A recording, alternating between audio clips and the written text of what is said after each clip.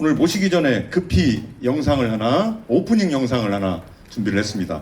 그 공연 들어가기 전에 오프닝 영상 잠시 보시고 시작할 수 있도록 하겠습니다.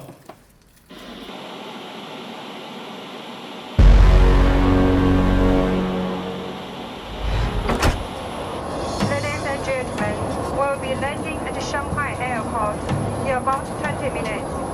According to the latest weather report, it's clear in Shanghai.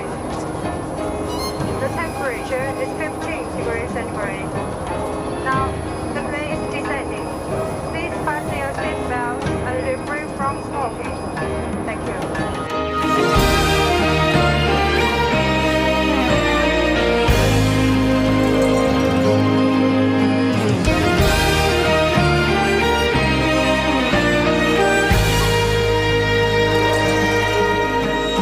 저 산자락에 긴 노을 지면 걸음걸음도 살며시 달림이 오시네. 밤 달빛에도 참 어여보라. 골목 산 함장은 달빛을 반기네. 겨울 눈꽃이 오롯이 앉으면 그 포근한 흰빛이 산바람도 잡으니 참 아름다운 많은 꿈이 있는 이 땅에 달려나서 행복한 내가 아니냐. 긴 바다 있고 푸른 하늘 가진 이 땅 위에 사는 나는 행복한 사람 아니냐.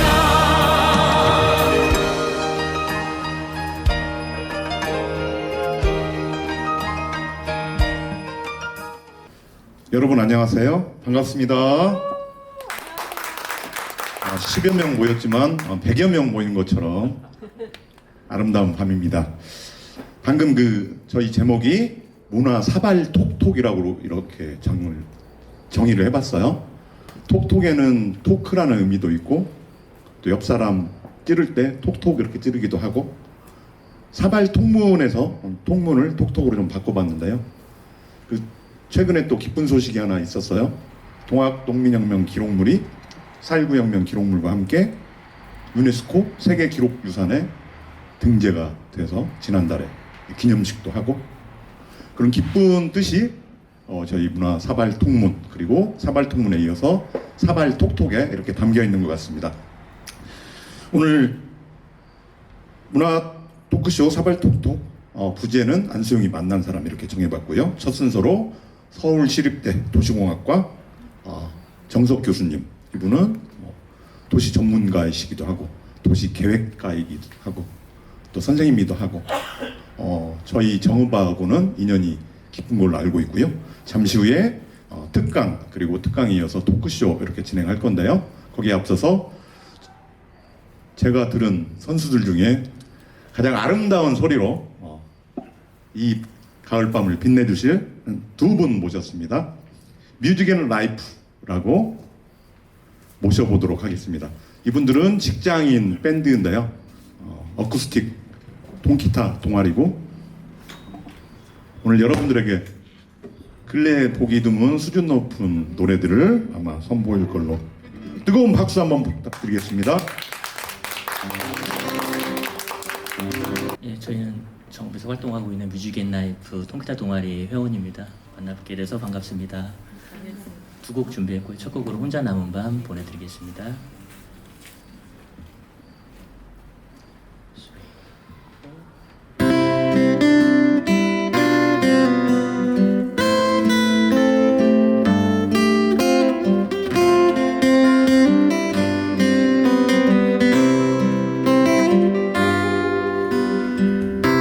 어둠이 짙은 저녁 하늘 별빛 창에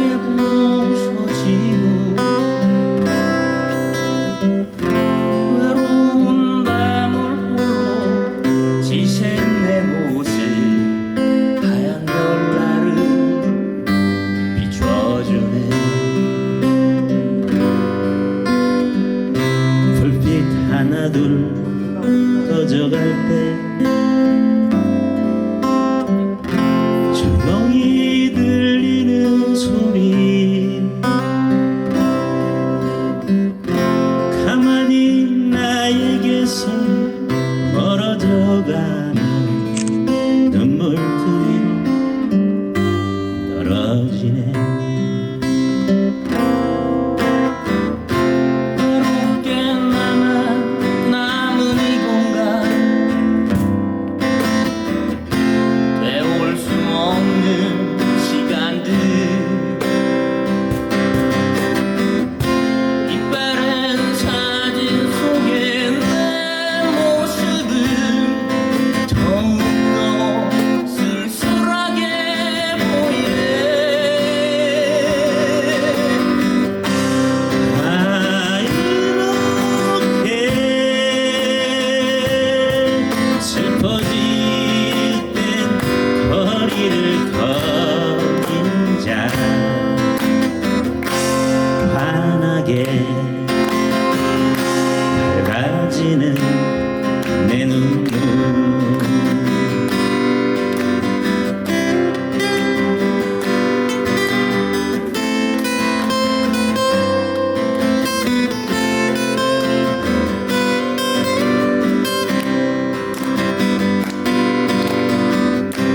어둠이 짙은 저녁 하늘 별빛 내 창에 부서지고 외로운 밤을 홀로 지샌 내 모습 하얀 별나를 비춰주네. 외롭게 나만 이 공간 태울 수 없는 시간들 나의 사진 속에 내 모습은 더욱더 쓸쓸하게 보이네. 아 이렇게 슬퍼질 때 노래를 부르자 환하게 밝아지는 내 눈. 아 이렇게 슬퍼질 때 노래를 부르자 삶에 가득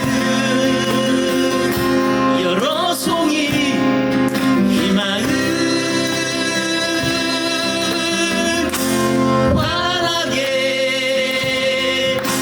밝아지는 내 눈.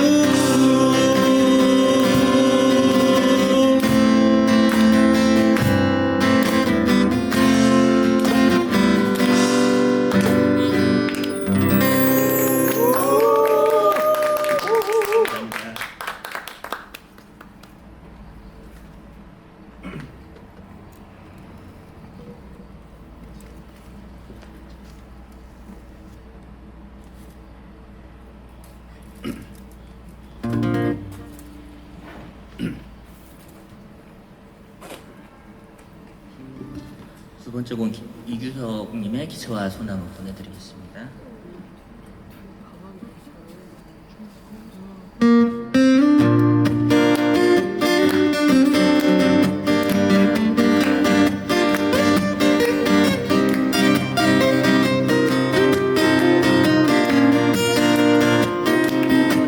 기차가 서지 않는 강역에 이 작은 소나무 하나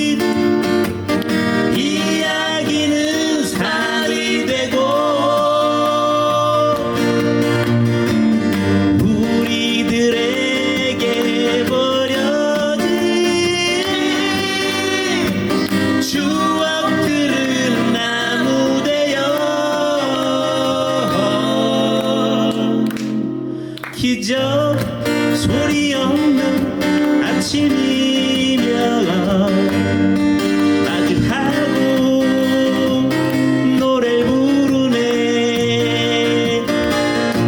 마주보고 노래 부르네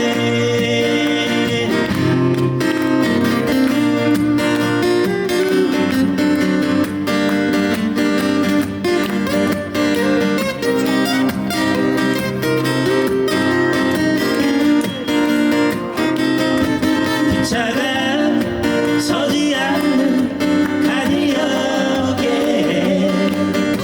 기작은 소나무 하나 기차가 지날 때마다 가만히 눈을 감는다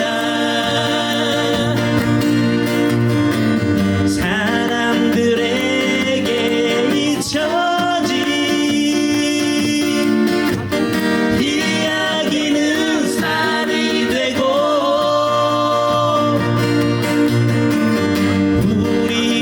우리들에게 버려진 추억들은 나무되어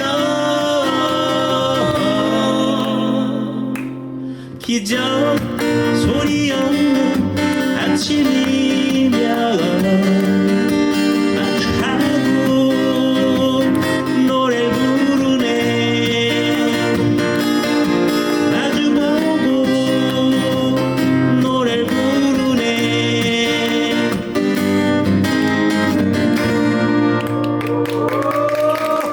감사합니다.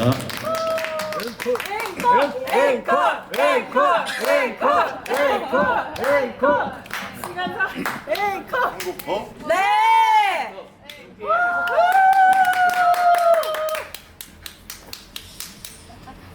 준비했는데요.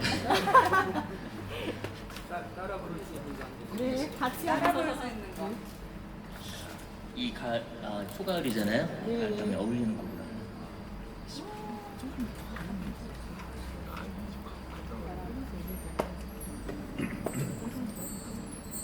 계획 없지만 여러분들의 성화에 의해서 박수 한번 보내주시게요.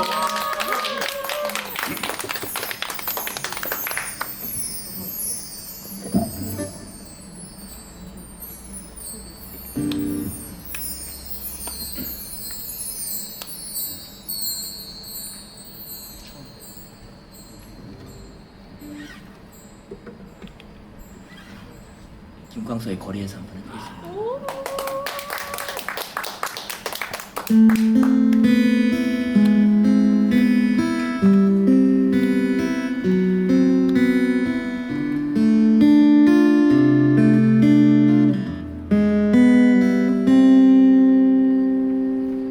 거리에 가로등 불이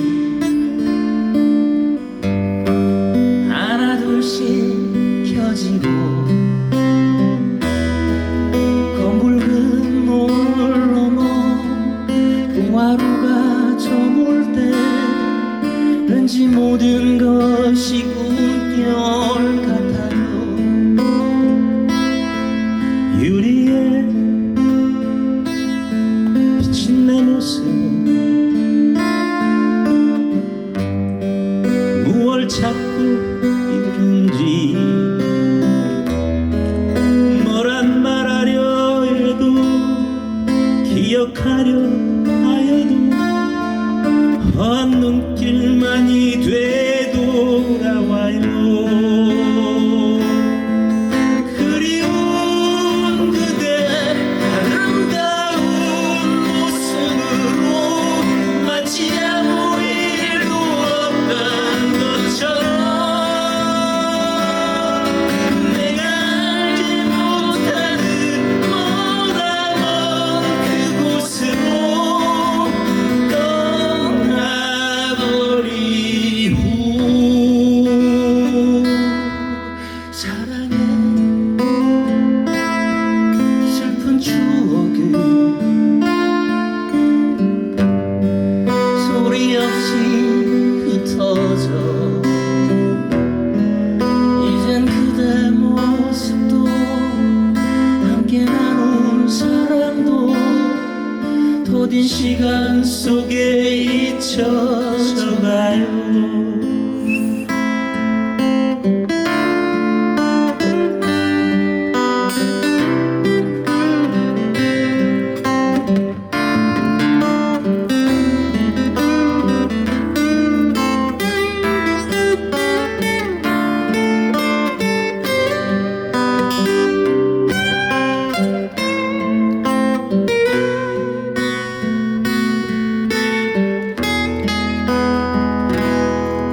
거리에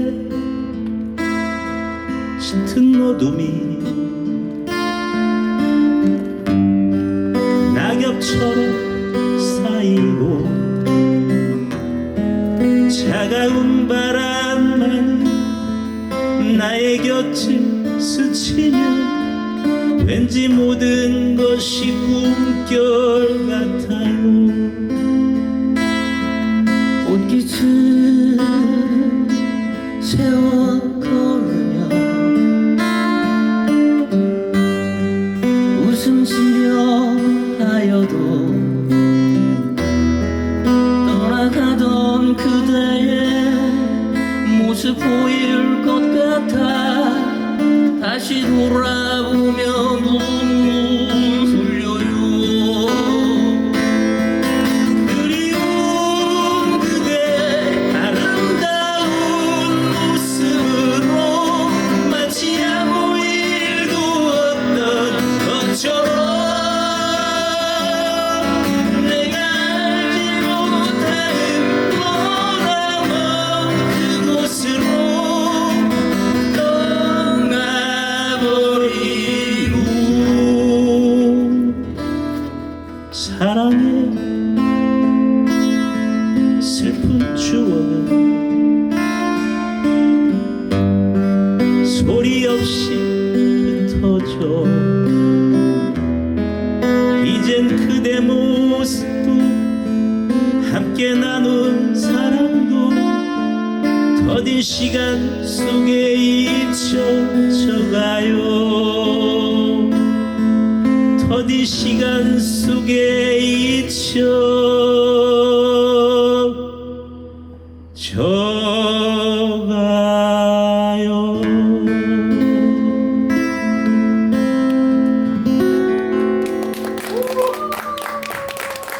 이곳 공간 이름이 문화 놀이터인데요. 오늘 진짜 이름값 하는 것 같습니다. 그죠? 네. 제가 소개해드릴 때 그 근래에 보기 드문 공연을 보시리라 이렇게 했는데 맞죠? 네. 또 어떤 표현 중에는 뭐 역대급이다, 국가대표급이다 이런데 저는 감히 국내 정상급 직장인 밴드가 아닌가 이렇게 싶습니다. 이 가을 너무 아름다운 노래 불러주신 우리 뮤직앤라이프 직장인 밴드 팀들에게 박수 한번 보내드리겠으면 감사하겠습니다.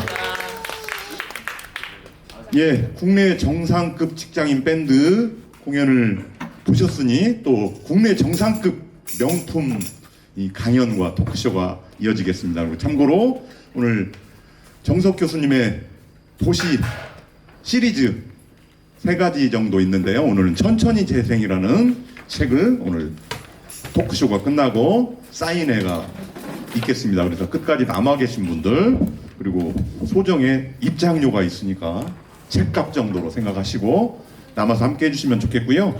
그리고 또 끝까지 남으신 분들은 교수님과 함께 뒤풀이 이렇게 가질 예정이니까요. 그렇게 기억하고 계시면 좋겠습니다.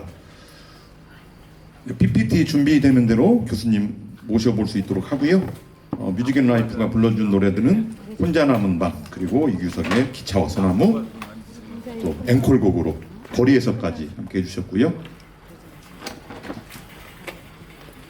예, 교수님 강의하기 전에 오늘 이런 행사를 준비해 주신 우리 사회적 기업 사단법인 둘레 안수용 이사장님이 환영의 인사말 해드리도록 하겠습니다.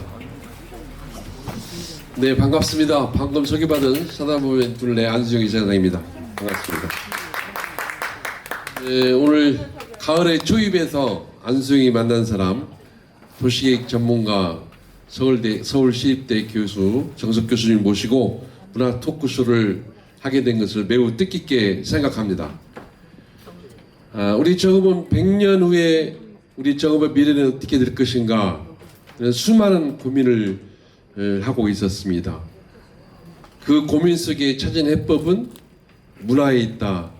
그래서 문화를 해법으로 찾고 다양한 프로그램을 진행하고 있습니다. 그 프로그램 속에서 오늘은 정말 정읍에 대해서 정읍의 미래에 대해서 다시 고민할 수 있는 우리 정석 교수님의 주옥 같은 말씀을 듣게 되어서 매우 기쁘고 정말 감사하게 생각합니다. 우리 오신 모든 분들께서 우리 정석 교수님에게 정말 환영의 박수로 맞이해 주시면 고맙겠습니다. 감사합니다. 오늘 뜨거운 시간 되십시오. 고맙습니다. 마이크. 자, 그리고 강의 도중에 또 끝나고 나서 여러분들 혹시 질문 있으면 제가 대신 교수님하고 토크쇼 때 소개해 드릴 거니까요. 제가 포스트잇 저 노란색 나눠 드릴 거니까요. 강의 도중에라도 궁금한 사항이 있으시면 적어서 저한테 주시면 좋겠습니다. 정석 교수님 소개해 드립니다. 안녕하세요. 반갑습니다. 이 음악으로 시작하니까 참 좋네요, 그죠? 네, 저도 인생은 은미체를 외치고 다닙니다. 음악, 미술, 체육이 진정한 인생의 벗이다. 그리고 제 유튜브에 잘은 못하지만 기타 치고 노래 부르는 거나 또 뭐 트럼펫 부는 거나 이런 걸 종종 올립니다. 특히 제 또래 그 베이비 부모들, 이제 직장 뭐 일들 다 이제 마치신 분들한테 제가 권하는 게 그동안에 공부하느라 또는 먹고 사느라 하고 싶어도 못했던 음악, 미술, 체육을 남은 여생에 좀 실컷 하시라. 제가 이제 권하는 게 특히 이제 남자들, 우리 그 60대 남자들한테 제가 제일 권하는 게 뭐냐면 바느질이에요. 그래서 바느질, 손 바느질 뿐만 아니라 재봉틀도 좀 배워가지고 아내를 위해서, 자녀들을 위해서 모자를 만들어준다든지 옷을 만들어준다든지 이런 거 좀 해보자. 목공도 좋고요. 오늘 노래 진짜 잘하시네. 뮤직앤라이프 두 분 가셨죠? 네. 야, 대단해. 정읍의 힘이에요. 정읍분들 맞아요, 근데? 네. 전주에서 꼬은 거 아니요? 예. 우리 저 심진영, 심정임, 우리 심정임 선생님도 대구 큰애기가 전주로 시집 와서 오케스트라를 지금 만들었대요. 아주 깜짝 놀랐어요. 정말 지역의 힘은 사람입니다. 그래서 오늘 소다연강미라고 이렇게 연결의 답이 있다는 얘기를 좀 할까 하는데요. 이게 넘어가나요? 안 넘어가네?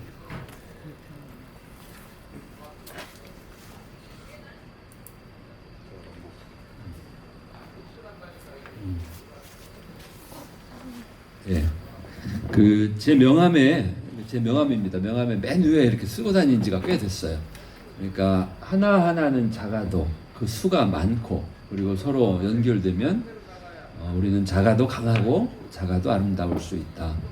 그 예전에 그 Small is Beautiful, 작은 것이 아름답다라는 책을 쓴 분이 있죠. 에른스트 슈마허라고 하는 사람. 근데 정말 저는 이걸 믿고 살아요. 그러니까 우리가 하나하나는 작은 존재일지 모르지만 우리는 수가 많이 있습니다. 근데 그 아무리 수많은 작은 존재들이 모래알처럼 서로 따로따로 살면 우리는 약해요. 그렇지만 서로 연결하면 강해질 수 있어요. 아름다울 수 있다는 거죠. 그죠? 세상도 저는 그렇게 하면 바꿀 수 있다고 봐요. 그러니까 51%의 우리 그 시민들이 마음을 하나로 모으면 뭐든지 할 수 있습니다. 국가도 다르지 않아요. 대한민국 국민 51%가 한 마음이 되면 뭐든지 할 수 있고 뭐든 막아낼 수도 있어요. 근데 우리는 51%를 못 만들잖아요, 항상. 그죠?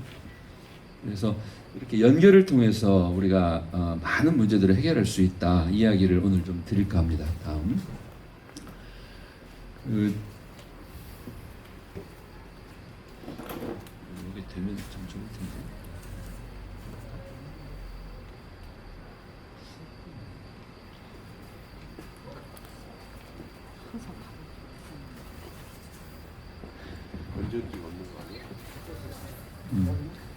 그 오늘 여기 있는 이 책에 제가 그 5장에 이런 이야기를 썼어요. 대한민국은 선진국인데 왜 행복하지 않은 선진국일까?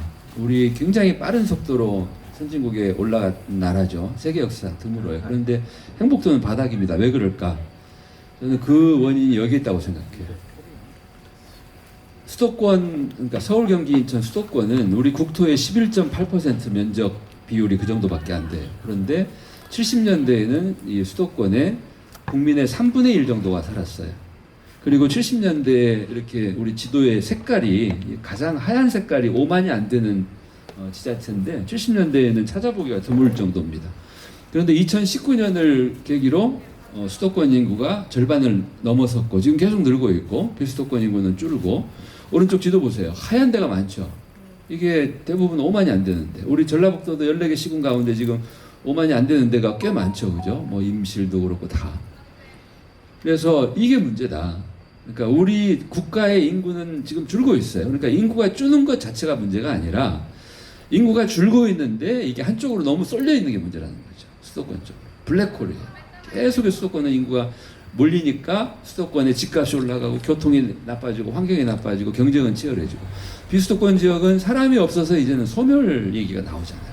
이번 추석 때도 고향에 고향인 사람들 시골에 가보면 어른들만 살고 계시잖아요. 대부분 70, 80 그분들이 언제까지 살고 계실까?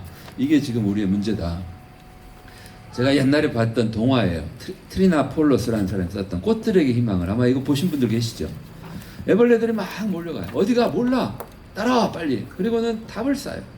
그리고는 남보다 먼저 남을 짓밟고 위로 올라가면 뭐가 있어? 아무것도 없죠. 애벌레가 할 일은 뭐예요?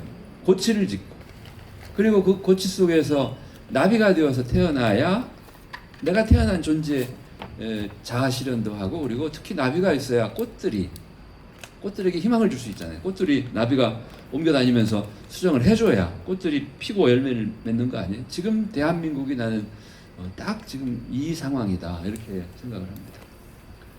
그리고 이 원인은 개발 시대에서 비롯된 거라고 봐요. 대한민국의 개발 시대는 박정희 정부 때 굉장히 다른 나라와 좀 달랐어요. 속도를 엄청 강조해서 빨리빨리 가야 된다. 그리고 과정보다 성과, 결과를 중시했고 대한민국의 개발 시대를 이끌었던 생각이 성장 거점 개발론입니다. 이 말은 무슨 얘기냐면 국토 전체를 골고루 발전시키기에 우리 너무나 바빠. 그러니까 성장의 거점 어디? 대도시를 그리고 대기업을 키우겠다. 그러면 그 대도시가 주변을 먹여 살리고 대기업이 중소기업 먹여 살리고 자영업자 먹여 살리고 이렇게 하라라고 하는 생각으로 개발 시대를 살았는데 그래서 빨리 우리가 가난에서 벗어나고 선진국은 됐지만 과정을 중시하지 않고 결과만 중시하고 속도를 내라고 몰아쳤고 그리고 성장의 거점을 키우다 보니까 나머지들은 다 죽어가는 지금 우리의 문제들은 이 개발 시대에서 비롯된 문제다. 저는 그렇게 봅니다. 그래서 재생 시대에는 이렇게 도시를 개발 시대에 했던 식으로 하지 말고 이제는 우리 도시를 생명으로 보자. 정읍을 생명으로 보자. 정읍 따로 군산 따로 고창 따로 생명으로 볼 게 아니라 대한민국 국토를 하나로 이어져 있는 하나의 생명으로 보자. 한 몸 생명으로 보자. 우리 사람 몸처럼 보자. 대한민국을 사람 몸에 비유하면 지금 어떤 상태냐면 요 머리 쪽만 너무나 달아오르고 커져서 피가 여기에 다 쏠려 있어서 여기는 터지기 직전인데 손끝 발끝은 피가 돌지 않아서 이제 괴사 직전이다. 이게 우리의 문제다 하는 거죠. 이렇게 개발 시대의 성장의 거점이 될 만한 대도시, 대기업을 키웠고 그리고 성장 거점 개발로는 낙수 효과를 전제로 합니다. 낙수 효과 말 들어보셨죠? 처음에 맨 윗잔을 채웁니다. 채워서 가득 차서 흘러 넘치면 아랫잔이 채워지고 또 가득 차서 흘러 넘치면 맨 아래도 채워져요. 이게 낙수 효과예요. 그러니까 성장의 거점을 키우면 그 거점이 어느 정도 성장을 하면 나머지를 먹여 살릴 거다. 실제로는 어떻게 됐어요? 위에 잔이 찰만하면 더 큰 잔으로 바꾸고 더 큰 잔으로 바꾸고 결코 낙수는 일어나지 않았다. 그래서 지금 우리가 앓고 있는 이 편중과 불균형의 문제, 격차의 문제가 점점 더 심화되고 있다. 그래서 저는 성장 거점 개발론을 이제는 폐기하라. 그리고 최소량의 법칙이라고 하죠. 리비의 법칙. 사람이나 동물이나 식물이나 우리에게 필요한 여러 그 요소들이 있어요. 그런데 그것들 가운데 가장 나에게 치명상을 주는 것은 어떤 거냐면 가장 결핍된 요소입니다. 그러니까 물은 어디로 흘러요? 내려요. 가장 낮은 데. 그러니까 우리가 대한민국이 또는 내 몸이 건강하려면 나에게 가장 지금 부족한 곳, 결핍된 곳을 채워줘야 지속할 수 있는데 성장의 거점을 키운다라는 생각을 계속 가지고는 안 된다. 이 대한민국의 소위 국토 불균형의 이 문제를 해결하겠다라고 가장 열정적으로 노력했던 정부는 노무현 정부입니다. 노무현 대통령은 후보 때부터 수도를 옮기겠다. 오죽했으면. 그런데 이제 수도 이전은 그 벽에 부딪혔죠. 그래서 지금 행정중심 복합도시라고 행복도시 세종시가 노무현 대통령이 굉장히 잘했던 또 하나의 일이 뭐예요? 공공기관 지방이죠. 서울 경기에 있던 공공기관 100 몇 개를 지방으로 옮겼죠. 그런데 그건 잘한 건데 그 방법에 저는 문제가 있다고 봐요. 2006년, 7년, 8년에 공공기관을 지방에 옮기기 위해서 뭘 지었어요? 혁신도시를 건설했어요. 혁신도시 전국에 10개를 동시에 지었습니다. 그리고 기업도시를 또 7개를 건설했어요. 거기에 세종시까지. 이 같은 시기에 우리나라 전국에 신도시를 18개를 지은 거예요. 인구가 줄고 있는데 저성장 시대. 전주 전북 혁신도시 어디에 있어? 이서에 들어왔잖아요. 전라북도 원도심 텅텅 비어 있잖아요. 그죠? 그런데 뭐 한다고 공공기관들을 원도심에 집어넣었으면 원도심 재생까지 동시에 했을 텐데 전국의 멀쩡한 논밭 전부 갈아엎고 신도시를 동시에 지으니까 어떤 일이 벌어졌어요? 땅 투기죠. 네, 땅 투기 그렇죠. 보상가가 엄청 풀려서 이 돈이 전부 서울 강남 아파트 투기로 들어가고 신도시를 맨 땅에다가 새로 저 공공기관들을 이 신도시에다 옮기니까 처음에 공공기관 건물은 지어졌지만 거기에 기반 시설이 없잖아요. 그러니까 신도시에 근무한 사람들은 너무 불편했던 거예요. 그리고 지금 10년이 지나서 혁신도시가 다 채워지니까 어떤 일이 벌어져요? 혁신도시는 채워져서 좋은 도시가 됐지만 거기 채우느라고 어딘가는 또 비게 된 거죠. 그러니까 이게 바로 병 주고 약 주고입니다. 혁신도시 7개에 어디에서 왔는지를 조사해 보니까 서귀포 혁신도시, 제주 혁신도시만 수도권이나 타시도에서 온 게 한 절반 이상이 되고 나머지는 전부 60% 70%가 전부 어디냐면은 소재 시군이에요. 가까운 데에서 다 뺏어온 거예요. 이렇게 저성장 시대, 인구 감소 시대에 이렇게 새로운 개발을 하면 거기는 채워지지만 다른 데는 또 뺏긴다. 계속 악순환이다. 문재인 정부도 안녕하십니까. 문재인입니다. 도시재생 제대로 해볼게요. 도와주세요. 네, 문재인 정부도 이 국토균형 발전을 하겠다라고 2017년 출범하고 2018년 초에 발표를 했어요. 그런데 그해 말에 국토부 장관이 3기 수도권 신도시 발표해요. 저는 이걸 보고 기겁을 했어요.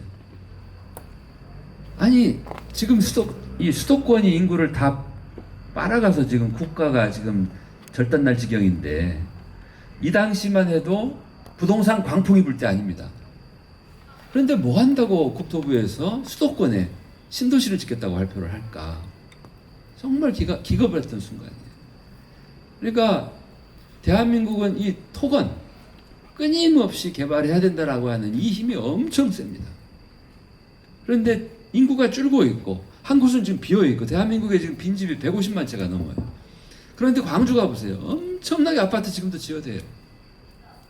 그러니까 국민 주택 보급률이 100%가 벌써 넘었는데 그렇게 막 지어대고 미분양되면 국민 세금으로 또 막아주고.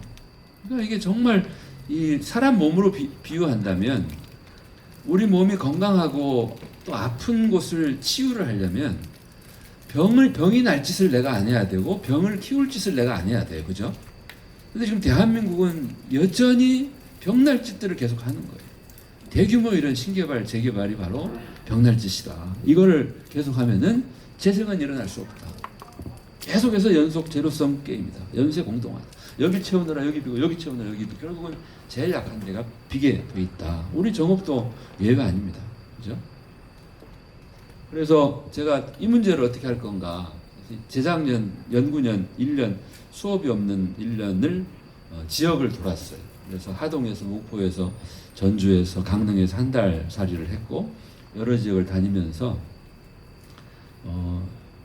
지방의 로컬에서 행복하게 일하는 사람들을 많이 찾아다녔습니다. 그리고 그 사람들의 이야기를 이렇게 유튜브 채널에 도시의 정석에 올렸어요. 한 해 동안에 제가 올린 영상이 170개. 이틀에 하나꼴을 열심히 올렸죠. 구독자도 작년 그해 한 해 동안에 1,400명으로 들고 지금은 이제 2,500명 정도 됐어요. 오늘 한 10분 들 것 같아요. 그리고 내린 결론이 100탈수 지역 민국입니다. 그러니까 1년에 100만 명씩 탈수도권을 해서 지역에 우리가 꿈꾸는 민국을 만들자. 우리는 지방을 뭐라고 불러요? 지금 단체라고 불러요. 광역단체, 기초단체. 단체가 아니라 나라다. 작은 나라들이다. 정읍민국, 전북민국. 대한민국은 이 지역민국의 총화죠, 그죠? 이대로 가면 지역민국은 다 지금 사라질 것 같아요. 수도권만 남고. 그러면 안 된다. 그래서 그 생각을 갖고 있고, 일백탈수는 어떻게 일어날까? 이건 인구의 역전인데 저는 세 갈래 흐름으로 봐요. 하나는 청년들이 과거에는 대기업 취업이 최고의 일자리였는데 지금은 달라졌습니다. 창업을 꿈꾸고 또는 프리랜서를 꿈꿔요. KBS가 신입사원 공채를 하면 그렇게 뽑힌 유능한 젊은 청년들 중에 똘똘이들부터 3, 4년 지나면 빠져나가기 시작해. 어디로 가요? 프리랜서로. 독립하는 거죠. 그 친구들이 훨씬 더 돈도 많이 벌고 더 유명해지고. 그래서 이렇게 청년들이 창업이나 프리랜서나 또는 첫 일자리보다는 두 번째 일자리를 꿈꿀 때 로컬을 많이 찾아옵니다. 예를 들어 창업하는 청년들이 서울이나 수도권이나 또는 대도시에서 창업하면 자기가 번 돈 전부 어디로 가요? 집값과 임대료로 다 가요. 그런데 지역에 내려오면 텅텅 비어있는 가게들, 100평 정도 가게도 월 임대료 100만 원도 안 돼요. 그죠? 그러니까 이렇게 기회를 찾아서 내려오는 청년들. 두 번째는 제 또래입니다. 제가 작년에 환갑을 지났어요. 그렇게 안 보이시죠? 제가 62년생, 이민년생, 호랭이띠라 작년에 환갑을 지났는데, 이제 대학 교수는 65세가 정년이라 한 4년 지금 저는 남았고, 제 친구들은 대부분 정년했어요. 은퇴했어요. 그리고 제 또래, 소위 베이비 부머들은 이제 서울의 수도권에 남아있지 말고 고향으로 또는 뭐 처가로 또는 연고가 없는 대한민국 어딘가로 로컬에 가서 남은 여생을 행복하게 살자. 세 번째는 학부모들입니다. 아이를 서울에서 수도권에서 키우는 것이 최고의 선택일까? 아니면 로컬에서 아이들을 더 잘 키울 수 있지 않을까? 이런 생각을 하는 분들이 옮겨오면 1년에 100만 명, 그래서 앞으로 10년 동안 1000만 명 정도가 수도권에서 비수도권으로 옮겨온다면 저는 대한민국이 지금보다 훨씬 더 건강해질 거라고 생각합니다. 그리고 그렇게 수도권을 떠나는 탈수도권 하는 사람들이 뿔뿔이 흩어지지 말자예요. 오히려 이 일백탈수가 시작이라면 지역민국이 완성입니다. 그래서 같은 생각을 갖는 사람들끼리 좀 모여 살자예요. 정읍, 아까 우리 이사장님, 정읍은 문화, 아까 노래도 정말 잘하잖아요, 그죠? 우리 오케스트라도 만들고. 그래서 이런 문화예술로 정말 김구 선생님처럼 경제력이 아니라 군사력이 아니라 문화력으로 세계에서 가장 강한 나라를 만들고 싶은 그런 사람들이 정읍에 모여서 가장 문화도시를 키울 수 있겠죠, 그죠? 그런 식으로 같은 생각을 가진 사람들에게 모인다면, 그리고 그 사람들이 51%를 만든다면 저는 이게 바로 혁명이라고 생각해요. 지금 대한민국은 지금 막 정치가 아주 그냥 환장하겠어요, 그죠? 그러니까 딱 두 쪽으로 쪼개가지고 저쪽은 저쪽 당에서 공천하면은 뭐든지 다 돼요. 국회의원도 되고 시장 군수도 되고 교육감도 되고, 이쪽은 또 민주당에서 공천하면 대부분 되죠. 가끔 아닌 경우도 있지만, 그거는 저는 양당이 지배하는 나라라고 생각해요. 우리가 국민들이, 거기 사는 주민들, 시민들이 주인인 나라, 민국이 아니고 그냥 거대 정당이 지배하는 나라죠, 그죠? 그래서 그렇게 우리가 시키는 대로 이렇게 당하지 말고 우리가 주인인 나라를 만들자. 진안에, 정읍에, 또 뭐 전주에, 군산에, 부안에, 그죠? 가능하다는 51%면 가능해요. 그죠? 그래서 그렇게 하자 하는 생각을 갖고 있습니다. 그래서 그렇게 하기 위해서는 국가도 정책을 좀 바꿀 필요가 있는데, 소위 진보 정부라고 했던 노무현 정부도 또 문재인 정부도 못했어요. 지금 윤 정부에 기대하기에는 난망이에요. 그렇죠? 그래서 우리 지방 정부라도, 우리 정읍시라도 준비를 해야 됩니다. 그래서 지금은 지역의 힘은, 지역의 경쟁력은 사람이에요, 사람. 인재입니다, 인재. 유능한 사람이 인재가 무조건 인재가 아니에요. 지역의 인재는 가장 중요한 것은 거기 살고 있는 것을 좋아하고 자부심을 갖고 있는 사람들이 진정한 지역 인재입니다. 내가 정읍이 좋아서 난 정읍에 산다. 그리고 나는 정읍에 사는 게 자랑스럽다. 이런 분들이 지역의 인재입니다. 나 여기 마지못해 살고 있고 곧 뛸 거야, 딴 데로 갈 거야. 이런 사람들은 아무리 그 사람들이 훌륭하고 똑똑해도 지역의 인재라고 할 수 없어요. 그래서 저는 지금은 전라북도도 그렇고 우리 정읍도 그렇고 우리 지역을 키우겠다, 지역을 발전시키겠다 이런 생각을 갖고 있다면, 옛날에는 대기업을 유치하고 뭐 공장을 짓고 맨날 이런 거였어요. 정부 예산을 따와가지고 다리를 놓고 도로를 놓고 이런 거였는데 지금은 아니다. 지금은 인재를 모시는 거다. 그리고 인재를 모시는 것의 시작은 이미 여기에 계시는 지역 내 인재를 알아보고 그분들을 예우하고 그분들이 지금 여기에 살면서 어떤 불편, 어떤 필요가 있는지를 여쭤보고 그분들을 행복하게 해드리는 게 1번, 첫 번째 할 일입니다. 말하자면 집토끼를 깍듯이 섬겨야, 집토끼가 이곳에서 행복해야 그걸 보고 산토끼들이 와요. 그죠? 그래서 지금 우리 정읍에 귀한 인재들, 특히 청년들, 또 중장년들, 이 지역을 오래오래 지키고 자부심을 갖고 살고 계시는 분들, 또는 최근에 또는 한참 전에 이 지역으로 스스로 오신 분들, 그래서 그런 귀한 인재들을 최대한 알아보고 그분들을 인재로 예우하고, 그리고 그분들을 통해서 더 많은 사람들이 또 올 수 있도록 초대하고, 그렇게 초대하는데 제가 볼 때는 5가지가 가장 먼저 해야 될 일이라고 생각해요. 일자리와 살자리 2개의 자리, 그리고 교통망과 관계망 2개의 연결망, 그리고 마지막 생애주기 돌봄은 이거는 행정이 할 일입니다. 물론 우리 주민들도 함께 해야 돼요. 그래서 이 지방 행정이, 과거 개발 시대 행정은 돈 따와가지고 용역 주고 또는 착공 준공 하면은 행정이 할 일이 끝인데, 그게 아니, 이제 재생 시대에는 마치 생명을 돌보듯이 해야 돼요. 생애주기로.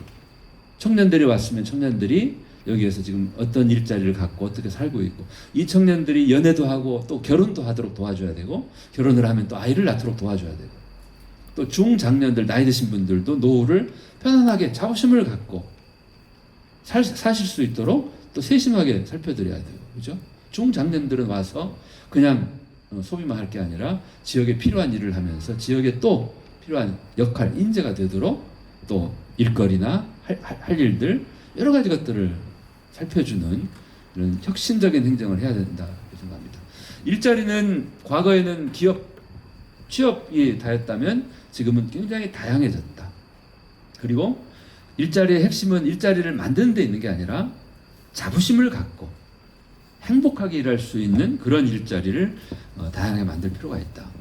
우리나라에서 이쪽으로 가장 열심히 일하고 있는 곳이 경상북도입니다. 경상북도는 워낙에 지방 소멸, 지역 소멸 위기를 가장 최전선에서 느끼고 있기 때문에 더 열심히 노력해요. 절박하니까. 경북은 2017년부터 도시청년 시골 파견제를 했어요. 도시청년들이 경북 시골에 와서 창업을 하면 한 사람당 1년에 3천만 원씩 줬어요.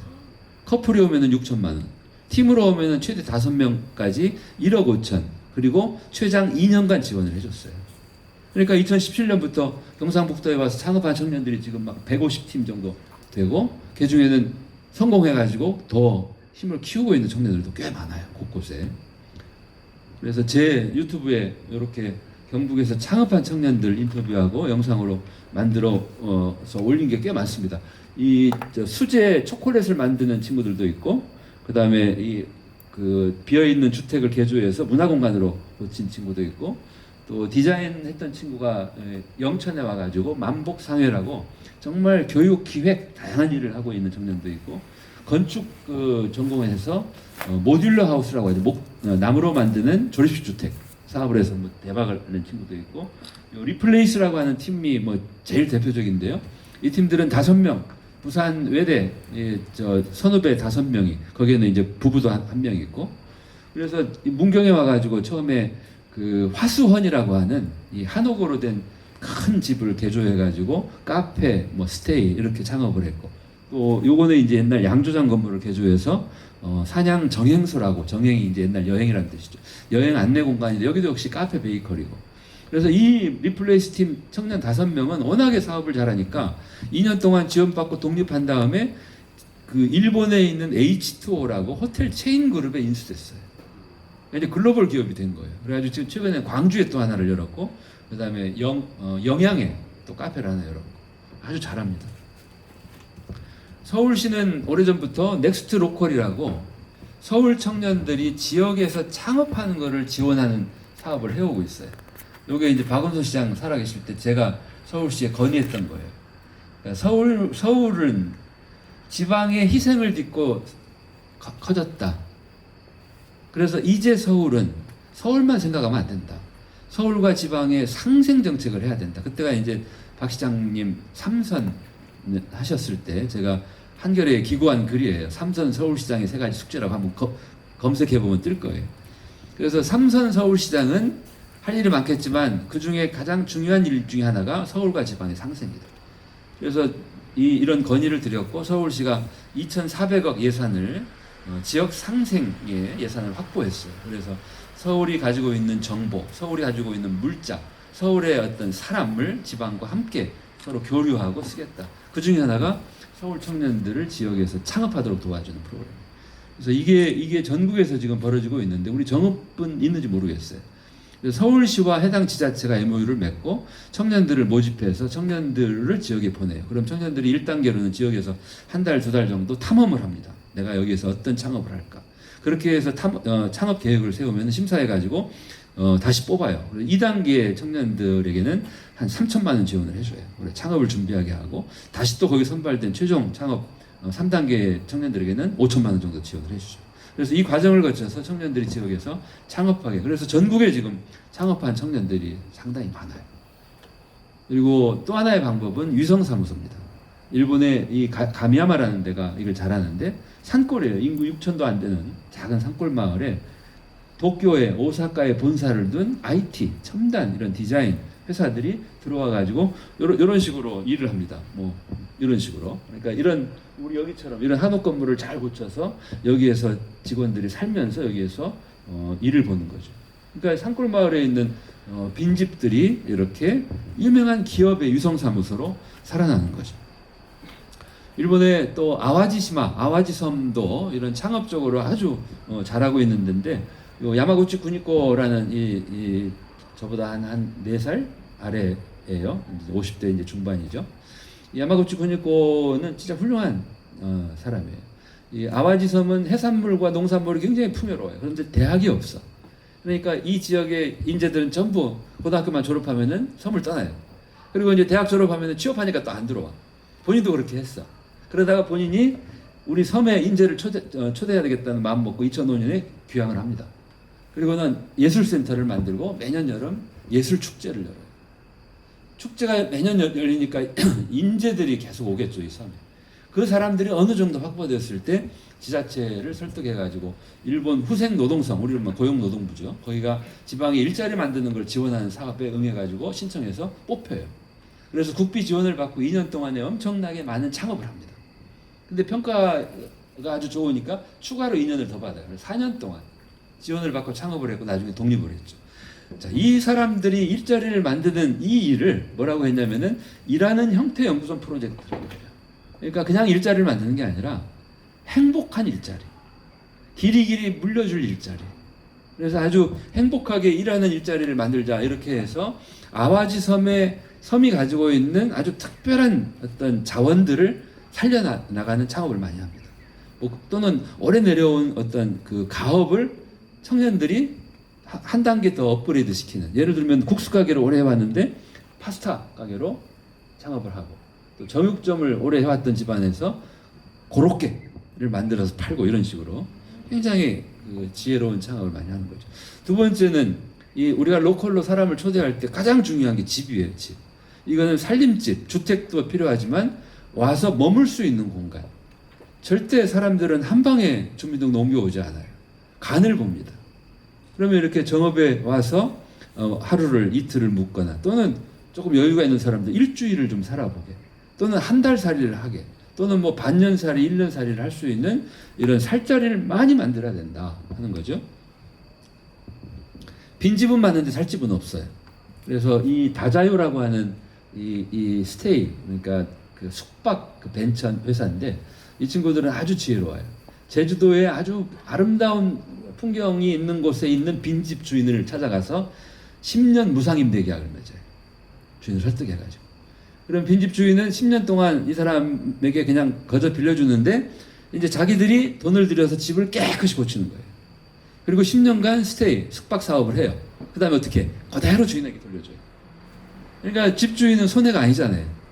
내 집이 깨끗하게 고쳐지고 10년 동안 사업을 하고 내가 돌려받으니까 그때 내가 사업을 해도 되고 누구한테 또 맡겨도 되고. 이런 식으로 하는 게 이제 블랭크라고 하는 데서도 하고, 그 다음에 지방정부가 좀 적극적으로 하는 데가 강진군입니다. 전남. 강진은 빈집 주인을 설득을 어떻게 하냐면, 당신이 빈집을 5년 동안 우리 군에 무상으로 빌려주면 5천만 원 들여서 개보수해줄게. 7년 빌려주면 7천만 원 들여서, 9년 빌려주면 9천만 원 들여서, 이렇게 빈집을 군비로 리모델링 해가지고 마을 호텔로 지금 쓰고 있고, 이 마을 호텔에 강진은 지금 음악 도시를 지향해요. 전국의 음악인들을 초대하고 있어요. 그 음악인들이 강진에 와서 무상으로 집을 주니까 살면서 마음껏 음악 활동을 하는 거예요. 버스킹을 하면은 한 번 할 때마다 뭐 15만 원씩인가 주고, 한 달에 버스킹을 뭐 여러 번 하면은 최대 한 150만 원까지 지원을 해주고, 집을 제공해주고, 이분들이 와서 레슨을 하고 버스킹을 하고, 그러니까 음악이 점점 번져가는 거죠, 그죠? 이런 일들을 가장 잘하는 도시가 일본의 기타큐슈시입니다. 기타큐슈시는 리노베이션 마을 만들기, 일본 말로 마치츠쿠리, 이거를 일찍 시작한 거예요. 기타큐슈시도 잘 나가던 도시, 원도심 지역이 텅텅 비게 되니까, 여기서 잘한 거는 이제 시가 이 빈집 건물주를 잘 설득하면, 이게 이제 만화가 뭐냐면 건물주들에게 보내는 홍보물이에요. 당신들 소유하고 있는 상가 건물이 과거에는 꽉꽉 차가지고 임대 수익이 엄청났을 텐데 지금은 텅 비어 있다. 그 건물을 빈 채로 놀릴 게 아니라 거기에 사람을 들이자. 그러니까 그렇게 하기 위해 당신들이 좀 좋은 조건으로 건물을 좀 내어달라. 이렇게 설득해서 이 건물을 활용해서 누군가가 여기에서 사업을 하도록 하는 거죠. 그래서 그거를 이제 이 야모리 구상, 야모리라고 하는데, 야모리는 일본의 전통이에요. 집가짜의 지킬수. 이 야모리는 이제 사람을 부르기도 하고 이 사람들의 어떤 모임을 부르기도 하는 이름인데, 야모리는 뭐냐면은 민간인 신분인데 거의 공무원 하는 일을 하는 사람들이에요. 동네를 이렇게 어슬렁 다니면서 동네에 누가 이사 오면은 반갑게 맞아주고, 또 집을 고쳐주고, 또 동네를 지키고. 그래서 이런 야모리 전통을 살려서 야모리 회사를 만듭니다. 만들고 집주인과 이 지역관리회사 야모리와 그 다음에 이 건물을 활용해서 사업을 할 사람들 사이에 중간 역할을 하는 거죠. 제가 이번 여름에 가서 보고 온 건물인데요. 이 건물이 앞뒤로 긴 건물이에요. 이게 10년 전에는 여성 의류 매장으로 아주 꽉꽉 찼었는데 2010년도부터 비기 시작했죠. 그래서 이 리노베이션 마을 만들기를 한 결과 지금 이렇게 꽉꽉 차 있습니다. 그리고 2층에는 이 아이를 맡길 수 있는 타가소 건물이 있어요. 그러니까 엄마들이 애들 데리고 와서 여기다 맡기고 장 보고, 여기는 이제 재래시장거리 한복판에 있죠. 또 하나, 세 번째, 이 우리 지역의 로컬의 가장 취약점이 바로 교통입니다. 대중교통. 자가용이 없으면 고립돼요. 그죠? 그래서 지역을 이 교통은 모빌리티라고, 이동은 우리 몸의 피와 같아요. 피. 동맥만 피가 돌면 안 돼요. 이 모세혈관까지 피가 다 들어와야 돼. 그래서 저는 이제 대자보 도시라고 부릅니다. 대중교통, 자전거, 보행. 그러니까 자가용 중심이 아니라 이런 대중교통, 자전거, 보행으로 관광도 가능하고 일상도 가능하게. 그래서 이거를 해야 된다. 그리고 이거는 우리 지역 내만 아니라 지역과 지역 간에도, 그러니까 우리 정읍 안에서도 대중교통으로 사람들이 자가용보다 더 빨리 오고 갈 수 있어야 되고, 여기 정읍에서 고창까지, 정읍에서 뭐 부안까지, 정읍에서 뭐 전주까지 자가용을 타고 가는 것보다 더 빨리 연결해주는, 가능합니다. 어떻게 가능하면 돼요? 전용차로 해주고, 버스 전용차로 해주고, 주요 정류장만 쓰게 하면, 그죠? 그렇게 하면 훨씬 자가용보다 빠르게 다닐 수 있죠. 이게 중요하다. 제가 하동 한 달 살이 마치고 제안한 게 바로 지리산 BRT예요. 지리산 주변을 에워싸고 있는 게 남원, 구례, 하동, 산청, 함양이에요. 지금 이 라인은 이미 도로가 나 있는 걸 표시한 거예요. 한 바퀴 도는데 200km예요.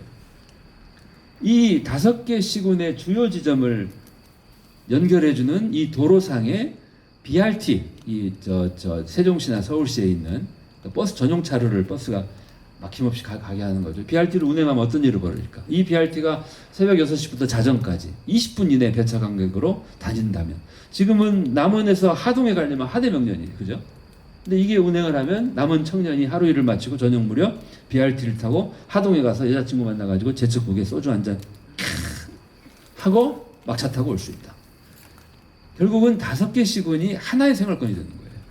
그래서 뭐 부울경 메가시티 이런 거 지금 얘기하는데, 메가시티는 뭐냐면 서울 수도권이 워낙에 덩치가 크니까 지방에도 덩치를 키우는 거대 도시를 만들어야 된다, 이런 논리인데, 부울경 메가시티를 만들면 부산이 깡패가 돼요. 다시 또.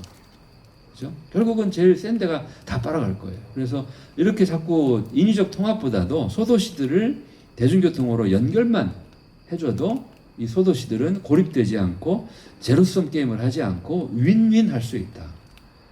이런 거를 제일 잘하고 있는 데가 어디예요? 세계에서? 유럽입니다. 유럽은 나라가 달라도 그냥 대중교통으로 철도로 다녀버리잖아요. 그죠? 그러니까 철도역에 내리면은 바로 역 앞에 트램이나 버스, BRT 타고 어디든지 다 갈 수 있어요. 그러니까 자가용보다 더 빠른 거예요. 그죠? 그래서 이거를 지금 대한민국 우리 로컬이 못하고 있는 게 지금 문제다. 제가 전주 한 달 살이 할 때 평일 오후에 군산에 강의가 있어서 당연히 저는 시외버스나 고속버스 있겠거냐 하고 찾아보니까 평일 낮에 배차가 없어요. 전주 군산이. 그래서 도대체 왜 전주 군산, 전주 익산이 이렇게 연결이 안 될까 물어보니까, 연결이 좋아지면 군산 인구를 전주에 뺏기고 익산 인구를 전주에 뺏길까봐 그렇다는 거예요. 이게 말이 됩니까? 이게 말입니까? 막걸리입니까? 그래서 제가 전라북도에 공식 지금 건의한 게 전북 BRT입니다. 전라북도 14개 시군을 이렇게 남북 방향으로, 그 다음에 동서 방향으로 요렇게, 그죠? 또 요렇게 우리 정읍도. 그래서 이렇게 전라북도를 촘촘히 대중교통으로 연결해주면 어떤 일이 벌어질까? 지금까지는 광역시도 없던 전라북도입니다. 이제 특별자치도가 되긴 했지만, 인구는 수도권에 다 뺏기고 우리끼리 제로섬 게임을 했어요. 정읍 인구 늘면 옆에 인구 줄고 이런 식이야. 그죠? 그러니까 우리는 약체였어요. 그런데 이렇게 전라북도가 하나로 대중교통으로 연결이 되고, 그 다음에 이제 우리 전라북도 도민들이 너는 전주 시민, 나는 진안 구민 이런 거 하지 말자는 거예요. 우리는 그냥 전북 시민이다. 그러니까 기초는 다를지언정 우리는 특별자치도니까 그냥 우리는 하나의 생활권이다, 이런 생각을 갖는다면 전북이 민국이 될 것이다. 그리고 우리는 당당하게 탈수도권한 사람들에게 초대할 수 있어요. 딴 데 가지 말고 전북으로 와. 왜? 남한 유일한 고원을 가진 곳 어디예요? 전북 아닙니까? 진안. 그죠? 갯벌, 부안, 지평선 어디 있어요?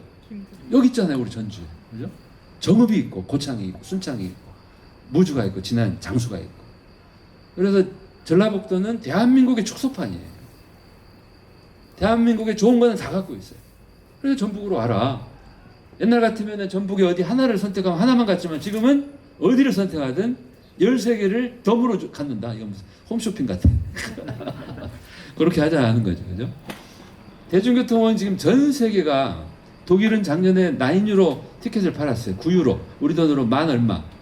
요거를 사면은 한 달 동안 고속철도를 뺀 독일의 모든 대중교통을 무한정 타게 한 거예요.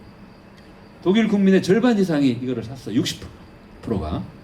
그리고 이제 올해 이거를 제값으로 49유로에 팔아요. 그러니까 한 6, 7만 원 정도 이 교통 패스를 끊으면 독일 전역을 고속철도만 빼고 무한정 타게 하는 이런 대중교통 우대 정책을 하는 거죠. 에스토니아는 수도 탈린에서 5년 동안 무료화 정책을 하고 그 다음에 성공적으로 끝나니까 지금은 전국에서 합니다.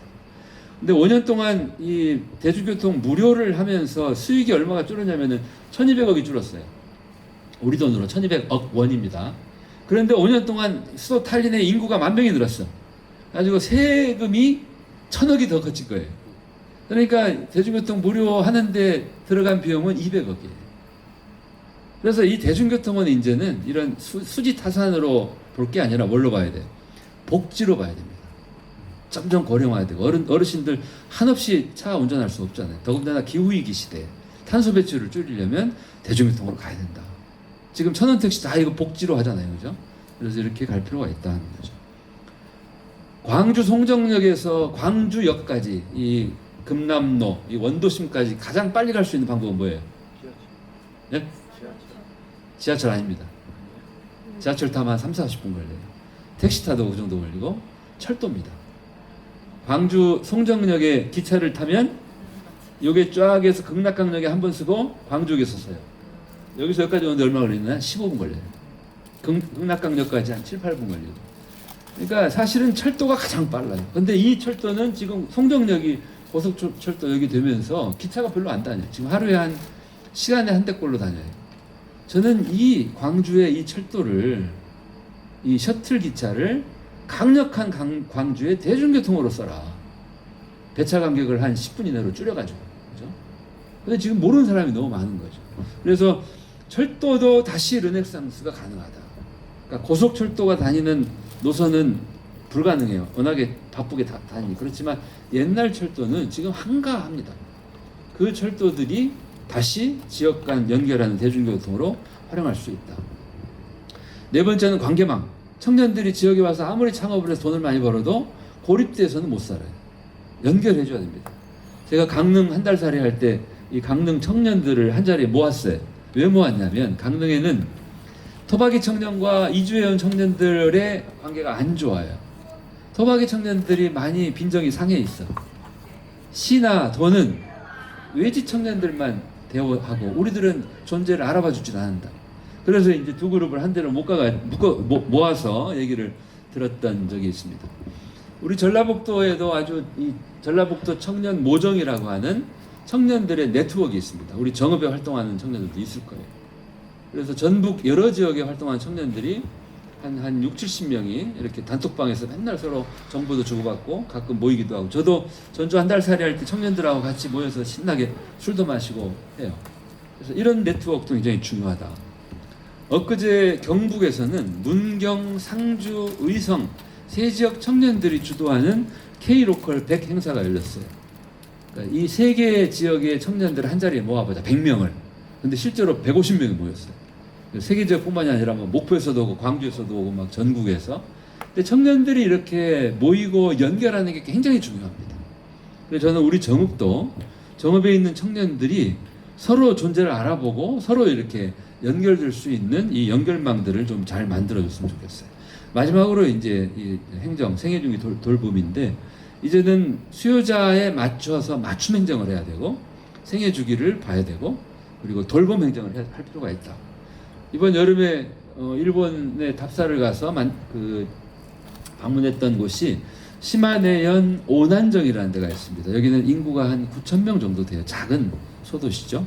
근데 이 오난정은 10년 전부터 일본 제1 육아 마을, 일본 제1의 육아 도시를 목표로 세웠어요.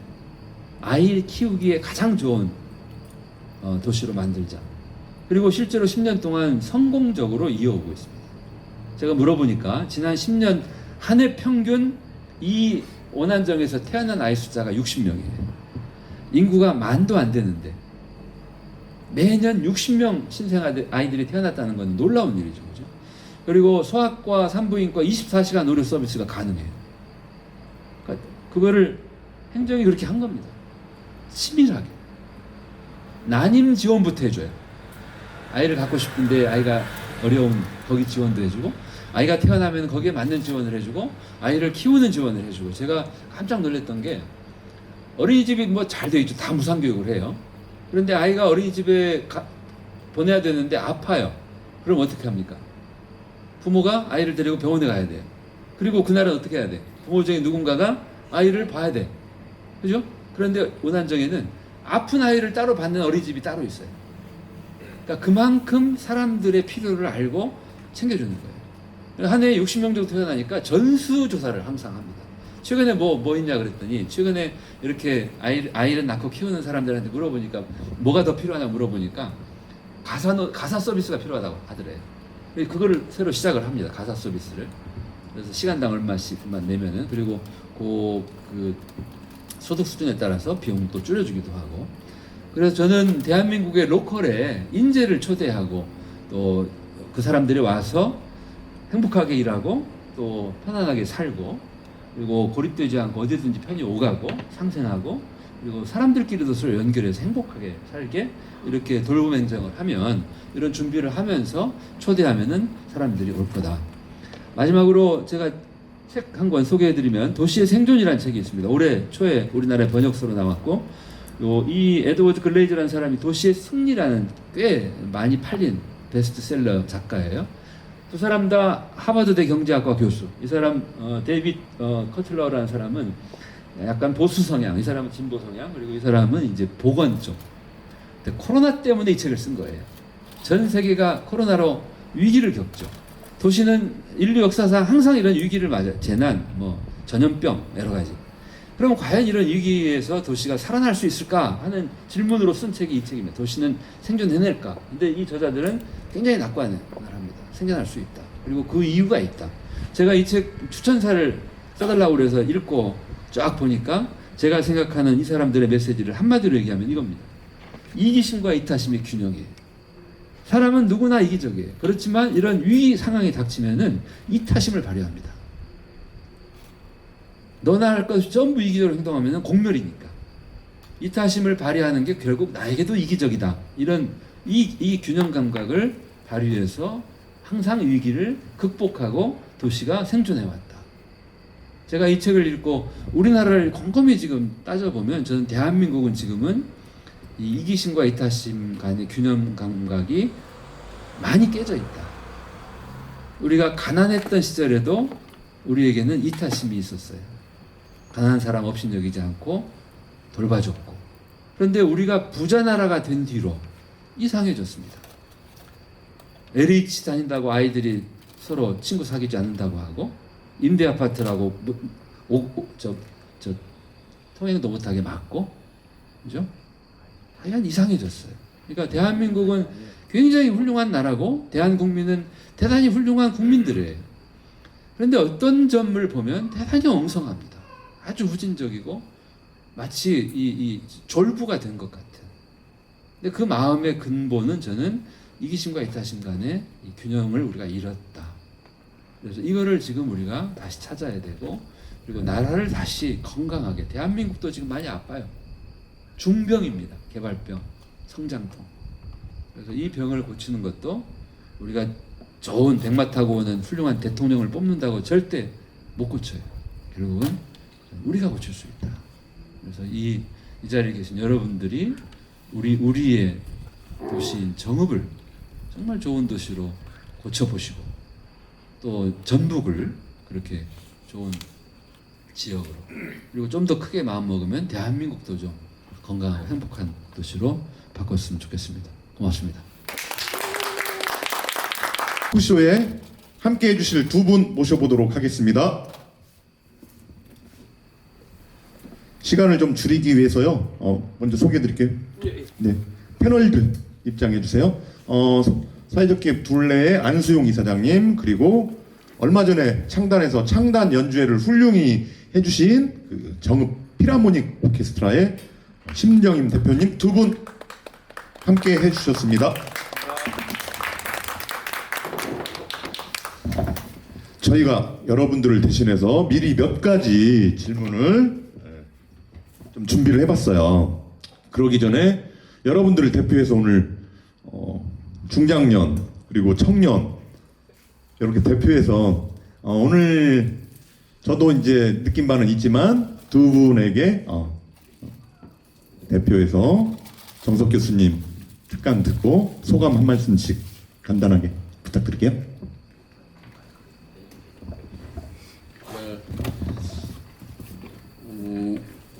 정말 제 몸에 새로운 피가 흐르는 것 같습니다. 오늘 교수님의 아주 훌륭한 강의에 너무 감탄했고, 또 우리 정읍의 소멸 지역인데 더 앞으로 희망이 보이는 그런 강의였습니다. 그 중에서도 행복한 로컬을 만드는 5가지 영양소, 여기 정말 저는 꽂혀서요. 이 부분에 대해서 정말 공감하고 그렇게 하도록 더욱더 노력하겠습니다. 감사합니다.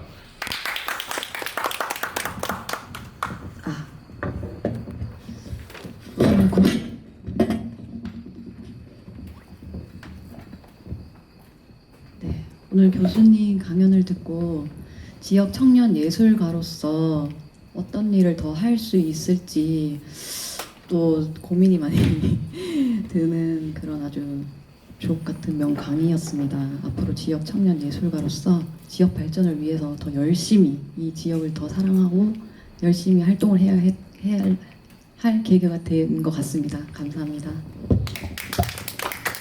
네, 아까 교수님이 얘기해 주신 지역의 인재가 이런 분이 아닐까. 그렇죠? 여러분 박수 좀 한번. 예, 소개해드리다 말았는데 대구 분이시고 클래식 전공하셔서 정읍에서 이렇게 아이 낳고 키우고 사는 훌륭한 예술인이라 특별히 모셨고요.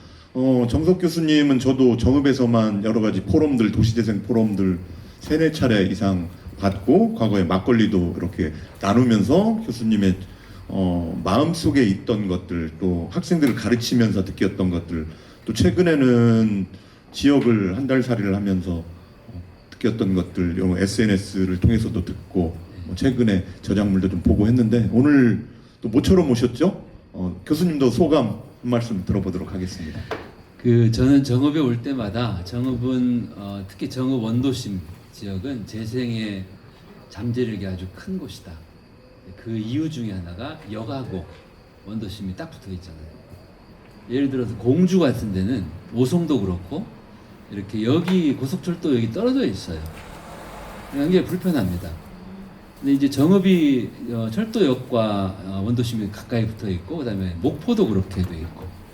그래서 제가 이제 꿈꾸는 거는 이런 거예요. 이제 어쨌든 외지의 사람들이 들어오는 가장 그 큰 관문은 철도 역사이니까 이제 사람들이 정읍역에 내려서 거기에서부터 이 원도심 지역까지 또는 저 내장사까지 또는 정읍의 여러 그 명소들까지 대중교통으로 아까도 말씀드렸지만 자가용보다 더 빨리 오고 갈 수 있게 해준다면 굉장히 좋아질 거다. 그리고 특히 역 가까운 지역은 이제 여행객들이 역에서 내리죠. 그럼 캐리어 들고 오죠. 그럼 캐리어 들고 몇 걸음 걸어서 숙소에 짐을 내리고 슬슬 걸어서 여러 가지 즐거운 놀이와 또는 여행을 할 수 있게 해준다면 그게 가장 중요한 지역이 역 앞 지역이죠. 그죠? 거기서부터 여기 시기동까지. 그래서 그 지역들을 이렇게 대중교통으로 오고 갈 수 있고 사람들이 와서 이렇게 좀 숙박할 수 있는 그런 요즘 젊은 취향에 잘 맞는 매력적인 게스트하우스 이런 것들이. 그리고 또 하나 기대하는 거는 청년들이나 신혼부부들이 원도심에서 역 가까운 원도심에서 살면 강점이 많습니다. 그래서 이 원도심 지역, 역에 가까운 보행권 원도심 지역에 비어있는 상가나 사무실이나 또는 빈집들을 최대한 활용해서, 그래서 한 4-5층 정도 건물은 이 신혼부부들 여러 세대들이 함께 살아가는 공동체 주택으로 공유 공간이 많게, 그래서 함께 밥도 해 먹을 수 있고 함께 치맥 파티도 하고, 그래서 최대한 이렇게 원도심 지역에 비어있는 건물들이 사람들로 이렇게 채워진다면, 그래서 제가 이제 아까 우리 이사님께도 말씀드렸는데 원도심 지역의 재생의 증표, 아이가 지금 살아나고 있다. 이거는 밤에 자는 사람 숫자예요. 그러니까 낮에 가게에서 일하고 그냥 멀리 집으로 가고 밤에는 깜깜해지고 이러면은 안 된다는 거죠. 그러니까 밤에 자는 사람이라고 하는 건 거기에서 사는 사람, 그 다음에 거기에서 머무는 사람, 그게 여행객이든 체류객이든. 그래서 그렇게 원도심 지역에 저녁에도 불이 켜지고 늦게까지 사람들이 걸어다니고 그렇게 만든다면 저는 정읍 재생이 점점 이제 연결되어 갈 것으로 생각을 합니다. 감사합니다. 정읍 원도심 재생에 대해서 정말 주옥 같은 말씀 해주셨습니다. 제가 분위기를 조금 바꿔볼게요. 우리 교수님 도시재생에 대해서 말씀을 하시면 아마 날 밟은 새도 다 못하실 것 같습니다. 제가 알기로 우리 교수님 고향이 전주라고 들었는데 맞습니까? 예, 전주입니다. 네, 바로 이웃 동네인데 우리 전라북도 서울이에요, 전주가. 그렇죠? 그래서 전주에 사시면서 청소년기 또 학창 시절 이런 부분도 한번 말씀해 주시고, 저도 그 카톨릭 신앙을 가졌습니다. 근데 교수님께서 성당을 아주 잘 어려서부터. 네. 그래서 청소년기 또 학창 시절에 대해서 한 말씀 해주십시오. 네, 저는 전주국민학교에 이제 입학을 했고 2학년 때 진북 요즘으로 말하면 초등학교에 전학을 갔어요. 그래서 진북 동중 전주고등학교를 나왔습니다. 최영우가 제 후배입니다. 진북초등학교 야구부 제가 창단 멤버였어요. 그래서 1년 동안 4학년 때 야구부를 열심히 했는데 보니까 이놈 시키들이 다 저보다 야구를 잘하더라고요. 그래서 저희 아버지가 서가 운동은 아무나 하는 게 아니다.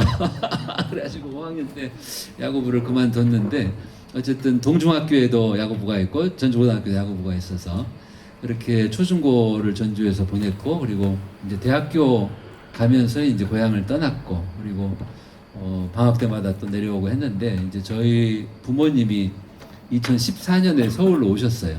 저희가 5남매인데 너희들 중에 한 놈만 전주 가까이 오면은 나는 전주에서 살고 한 놈도 안 내려오면은 내가 올라간다. 그래가지고 2014년까지 5남매가 다 서울 가까이 살다 보니까 이제 부모님이 올라오셨고 그러고 나니까 부모님 집이 없으니까 이제 고향이 고향 같지가 않더라고요. 그렇게 살고 있고 저희 집안은 그냥 카톨릭 집안이라 어려서부터 성당 열심히 다니고 있고 성당 주일학교 교사하면서 또 저 지금 아내 만나가지고 연애해서 또 결혼해서 저는 애가 지금 넷입니다. 아들 셋 딸 하나. 그래서 잘 살고 있고 그리고 ME라고 있어요. ME가 아니라 메리지 엔카운터 부부 운동. 그러니까 사실은 부부가 건강해야 자녀들도 잘 자랍니다. 그래서 이제 그런 ME 운동 열심히 하고 있습니다. 지금 서울 ME 대표입니다. 여러분들 ME 안 가보신 분들은 ME 초대합니다. 종교에 관계없이 누구나 올 수 있어요.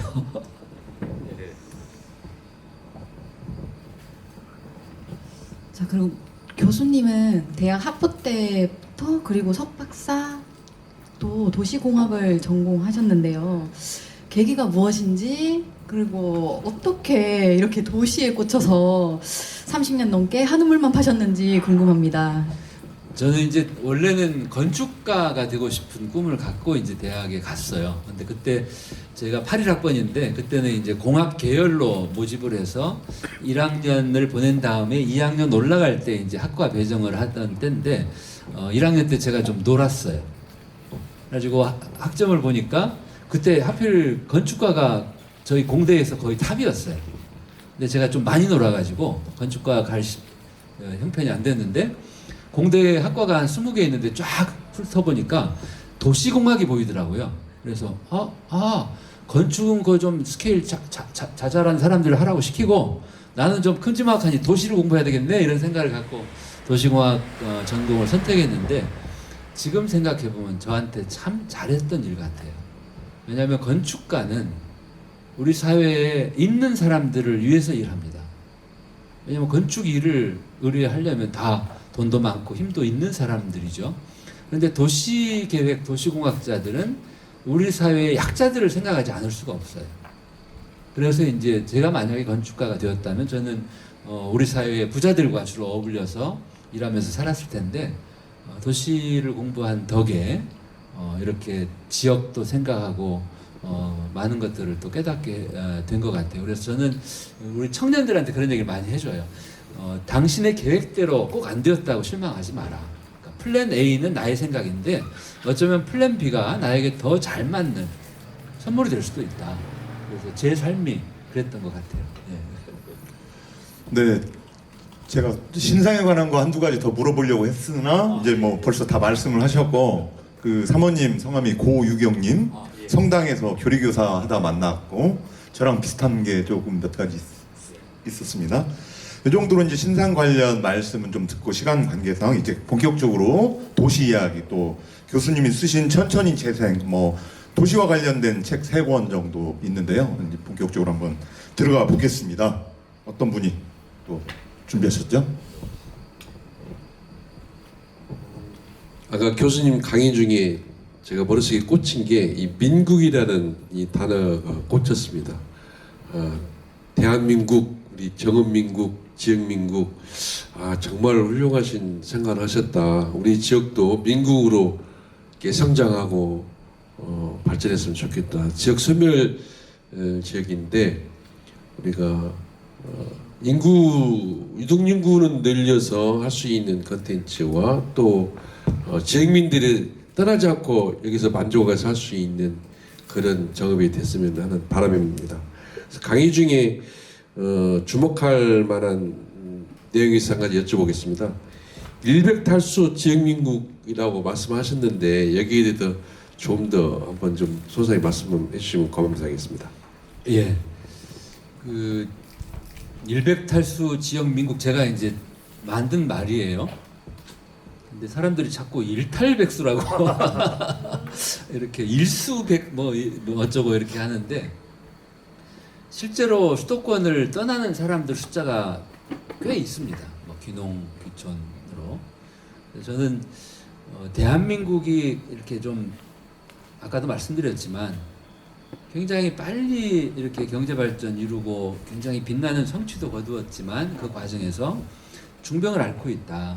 그 중병의 근원이 수도권 과반 인구다.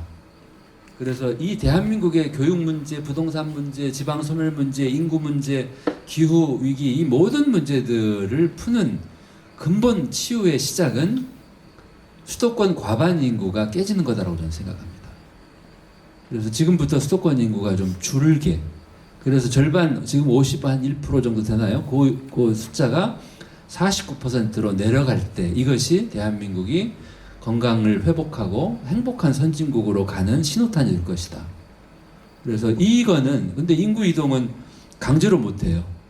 그래서 국가와 지방 정부가 최대한 저는 이제 국가가 좀 그랬으면 좋겠어요. 국가는 수도권 인구를 지방으로 옮기게 하기 위해서 할 수 있는 모든 걸 다 해야 됩니다. 인정사정 보지 말고 해야 돼요. 절대 수도권의 대규모 개발 그만해야 되고 GTX 이런 것도 이제 그만해야 되고 오히려 그 투자를 지방에 해야 됩니다. 그래서 국가가 그렇게 얘기를 해야 돼요. 여러분들이 계속 수도권에 살고 있다면 앞으로 불이익을 받을지도 모릅니다. 그런데 비수도권 지역에 사시는 분들이 오히려 더 유리해질 겁니다.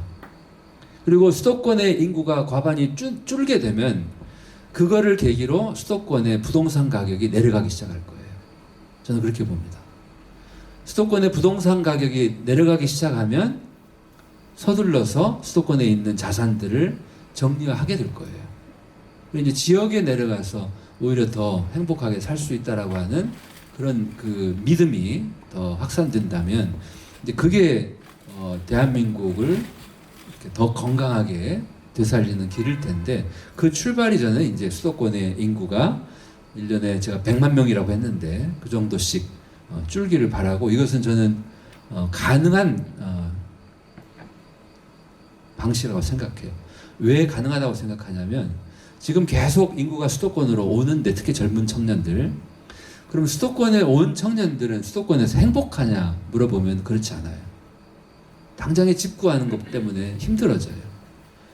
그리고 이제 다만 이제 수도권에 여유 있게 사는 사람들은 굳이 뭐 의료나 이런 것 때문에 노후를 딴 곳에서 가려고 하지 않는데 수도권의 자산을 정리해서 비수도권 지역에 가서 자기가 더 행복하게 살 수 있다라고 하는 그러니까 비수도권 지역이 로컬이 행복의 대안이다. 그러니까 지금 수도권이 행복의 유일한 해법이다. 이렇게 다들 믿고 있고 그렇게 알고 있는데 아니야. 내가 수도권을 떠나는 게 내가 더 행복하게 살 수 있는 대안이야.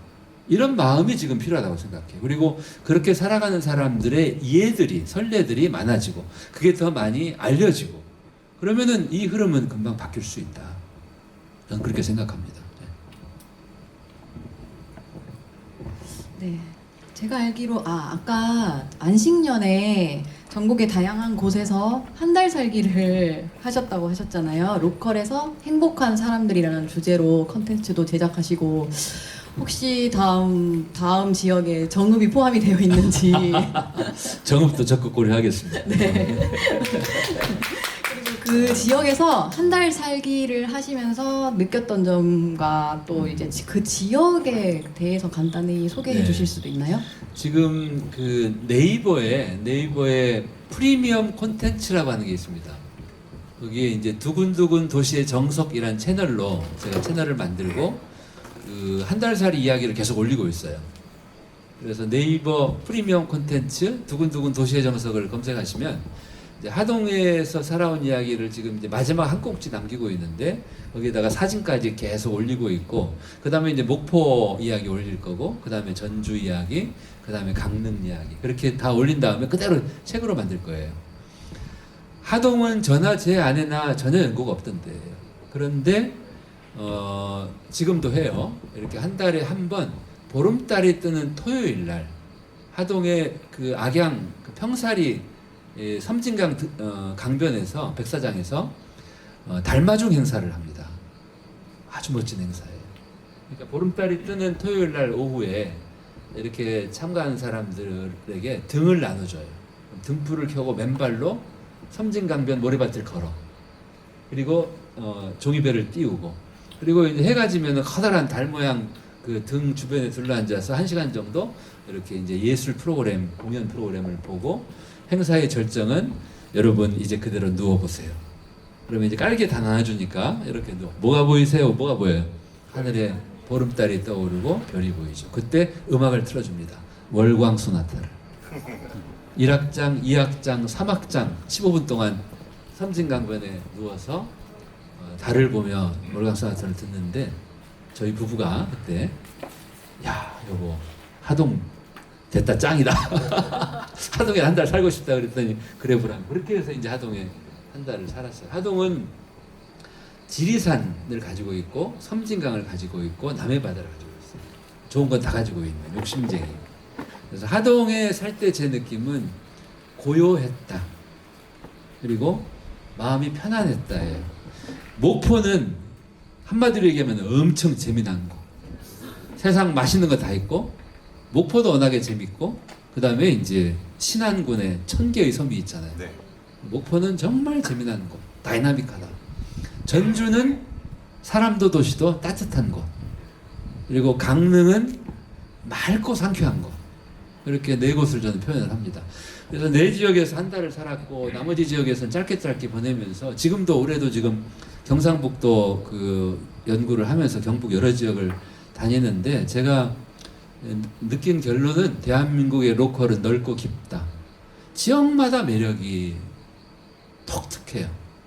그래서 맛을 봐라. 그러니까 한 달만 살아봐. 그러면은 스며들겨.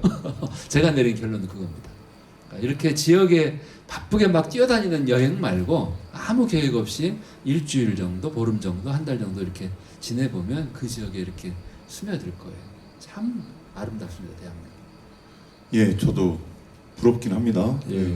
막둥이가 초등학교 3학년만 아니면 훌 떠나고 싶은데 그 다른 지역도 얼마나 넓고 깊은지 교수님 따라서 언젠가는 예. 그런 그 한 달 살기 해보고 싶은 생각도 좀 들고요. 사실은 그 교수님 오늘 천천히 재생이라는 책을 들고 오셨고 몇 년 전에는 또 도시 발견이라는 책을 또 처음에 소개를 좀 해주셨고 또 베스트셀러 중에 나는 튀는 도시보다 참한 도시가 좋다 뭐 이런 책도 도시 시리즈 3권 거기에 보면 이제 뭐 참한 도시가 정읍 같은 도시가 아닌가도 싶지만 뭐 주민들이 만드는 도시 교통이 편리한 도시 이런 도시들 걷고 싶은 도시 이런 아까 5가지 장점들을 갖고 있는 도시가 아닌가 싶은데 우리 여기 오신 분들에게도 3가지 책 간단하게 이렇게 소개를 해주시면 고맙겠습니다. 그 튀는 도시보다 참한 도시가 좋다는 2013년에 쓴 책이고 이제 어떤 도시가 정말 좋은 도시냐 이거를 이제 우리 시민 여러분들께 이제 여쭙는 책이에요. 사람도 도시도 똑같아요. 기본적으로는 참해야 됩니다. 그러니까 참하다라는 말에는 진실되다, 가식이 없다, 겉과 속이 일치한다 이런 뜻도 있고 우리가 그 화장 안 해도 참 그 사람 참하고 예쁘네 그러잖아요. 그러니까 본연의 모습, 고유한 모습의 도시, 막 화장을 성형을 심하게 한 도시 말고 그래서 우선은 좀 이렇게 사람도 도시도 참해야 되고 그 다음에 튀어야 됩니다. 그런데 우리나라 도시들이 2010년대 밑도 끝도 없이 튀려고만 했어요. 시드니 오페라 하우스 있으니까 서울에 세빛동동선 만들어야 되고 런던에 뭐 런던 아이 있으니까 우리 뭐 무슨 한강 휠 뭐 해야 되고 이런 식의 베끼기.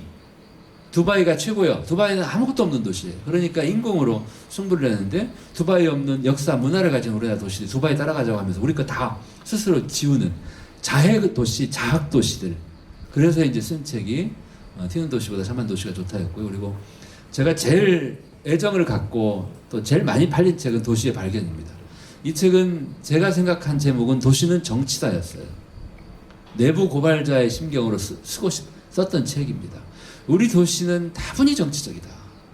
시민들은 순진하게 순박하게 살기 좋은 도시를 바랐는데 자본과 정치 권력은 팔기 좋은 도시 만들어 팔고 가버려요. 우리 도시에서 이런 일들이 벌어요. 아까도 얘기했지만 병 주고 약 주고, 이게 자본과 정치 권력은 늘 이런 거를 합니다. 돈만 되면. 그리고 결국 우리가 좋은 도시를 지키고 좋은 도시에서 살려면 시민들도 이런 정치 현상을 꿰뚫어 보고 시민들도 정치적이어야 된다. 그런 얘기를 했던 책이죠. 예를 들면 이런 겁니다. 광주가 지금 지하철 공사하고 있죠. 지하철은 1km 건설하는데 1,500억씩 들어요. 그 다음에 트램은 1km 건설하는데 한 500억 들어요. BRT는 1km 건설하는데 30억이면 돼요. 그럼 지금 광주는 지하철을 파야 돼요? BRT를 해야 돼요? BRT 해야 되죠. 그런데 왜 지하철을 팝니까? 지하철을 원하는 사람들이 그렇게 몰고 가는 거예요. 시민들이 이 사실을 알면 막을 수 있죠. 근데 시민들은 아무 생각 없고 지하철이 최고의 대중교통인 것처럼 생각하면 지하철을 선택할 수밖에 없죠. 서울과 수도권이 이 지하철을 70년대부터 만들어서 운영하고 있는, 지금 대부분 적자입니다. 1,000만, 2,000만 명이 타는 수도권 지하철이 적자라면 나머지 도시들은 흑자를 낼 수가 없죠. 그러니까 이런 것들이 도시 정치다. 그러니까 우리가 절대 해서는 안 될 일들이 도시에서는 늘 벌어진다는 거죠. 그거를 막을 수 있는 유일한 방법은 51% 시민들이다. 이렇게 생각을 합니다. 천천히 재생책은 재생 이야기.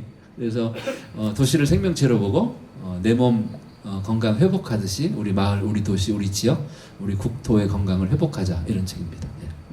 네, 감사합니다.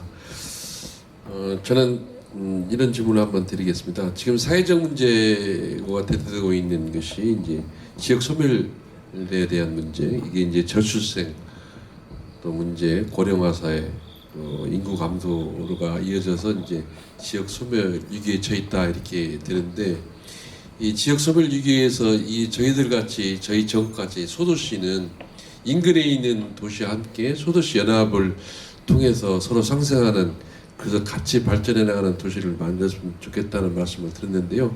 이렇게 하려면 어떤 방식으로 가야 되는 건지 거기에 대해서 한 말씀 해주시면 감사하겠습니다. 우리나라의 이제 지방, 비수도권의 지방의 중소도시, 시군들의 참 안타까운 약점은 그 자체로 규모가 작고 힘이 크지 않기 때문에 약체일 수밖에 없죠. 그런데 대부분의 사람과 에너지와 힘을 수도권에 뺏기고 그 절반도 안 되는 우리 작은 도시들이 이웃 도시들과 서로 뺏고 뺏기기 게임을 하는 거예요. 제로섬 게임을. 인구 뺏기 게임을. 그러니까 이것이 문제다.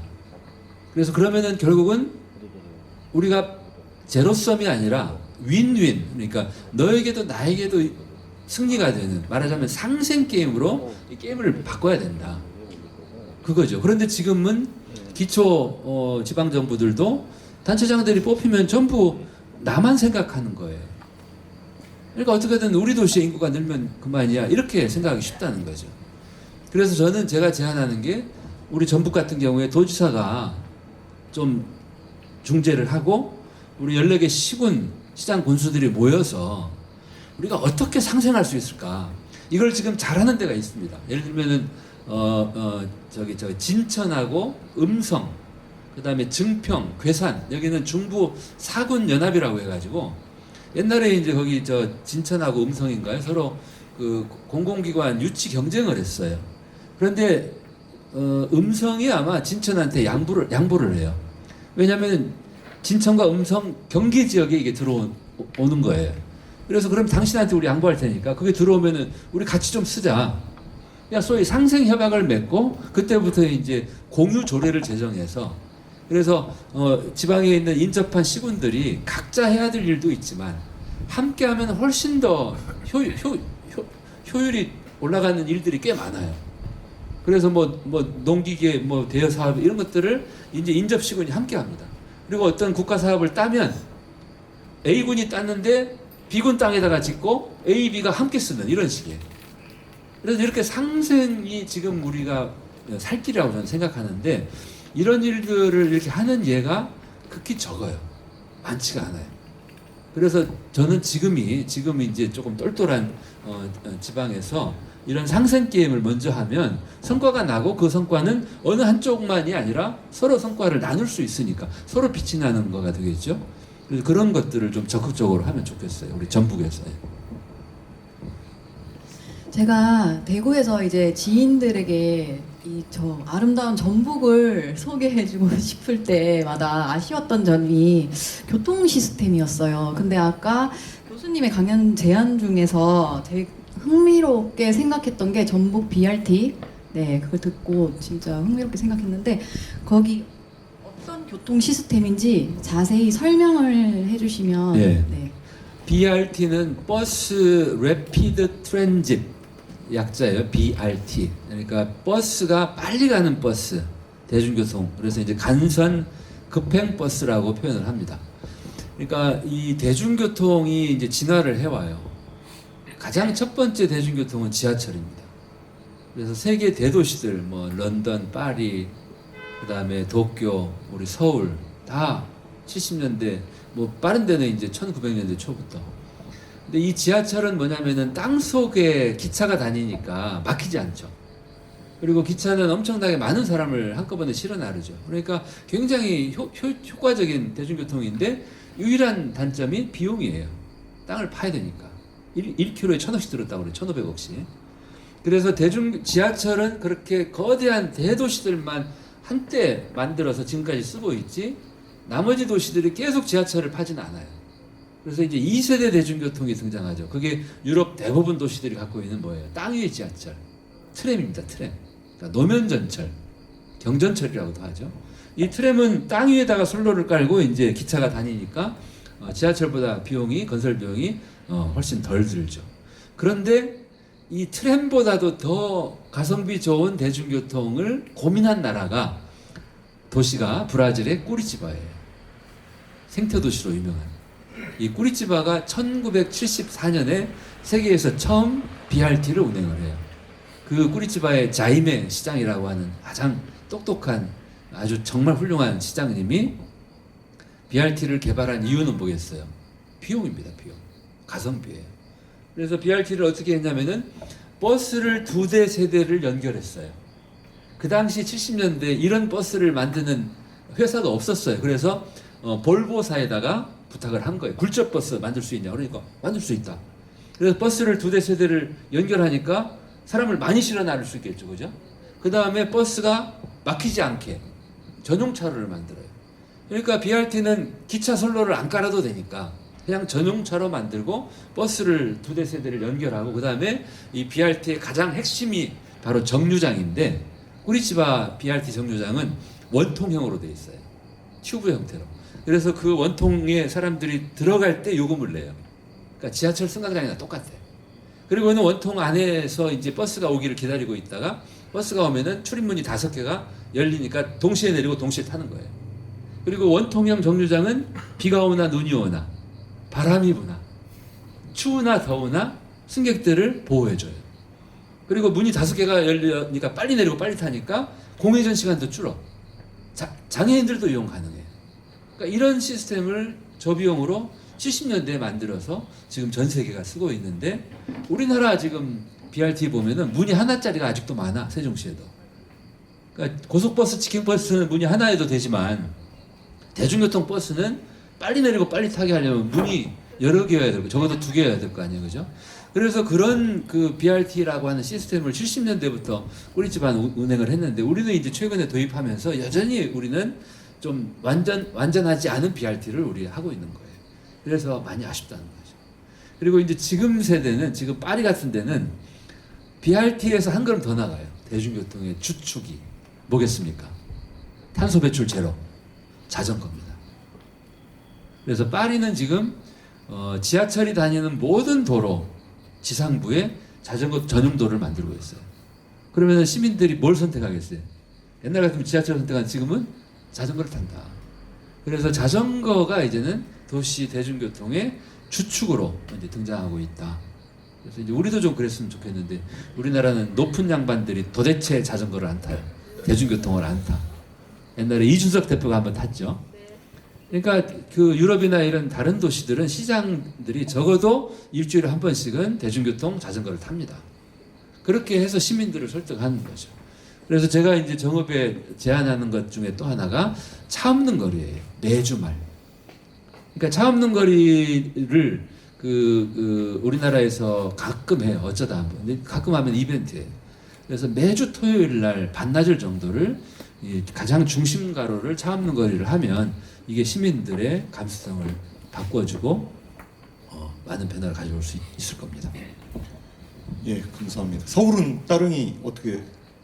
제가 따릉이 나올 때부터 지금까지 네, 전도사였는데. 예.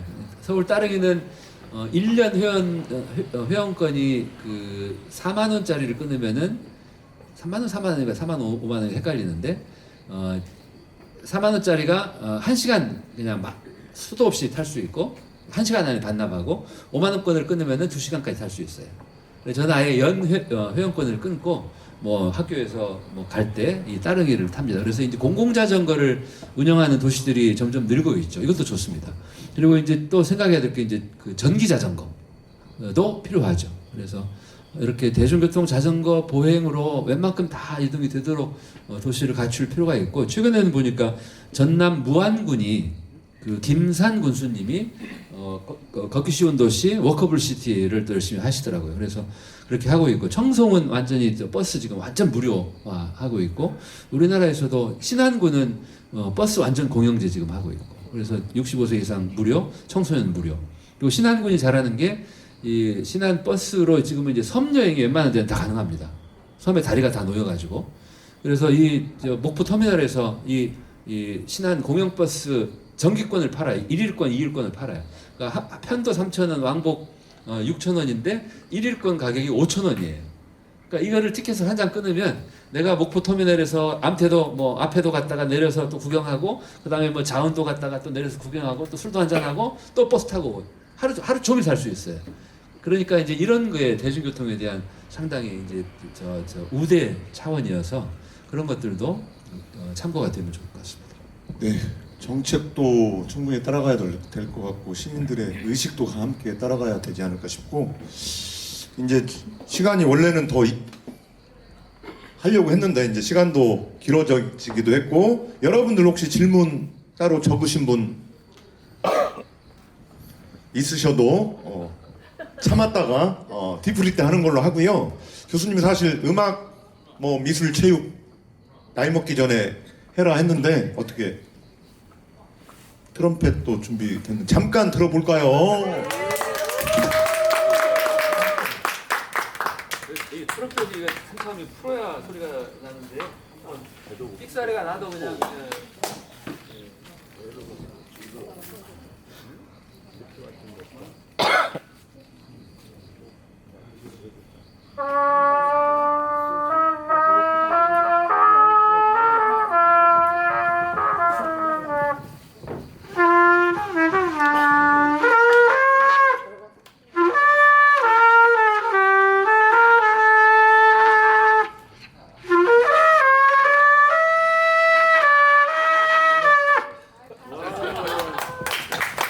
연습하셨죠. 이제 목을 풀어주고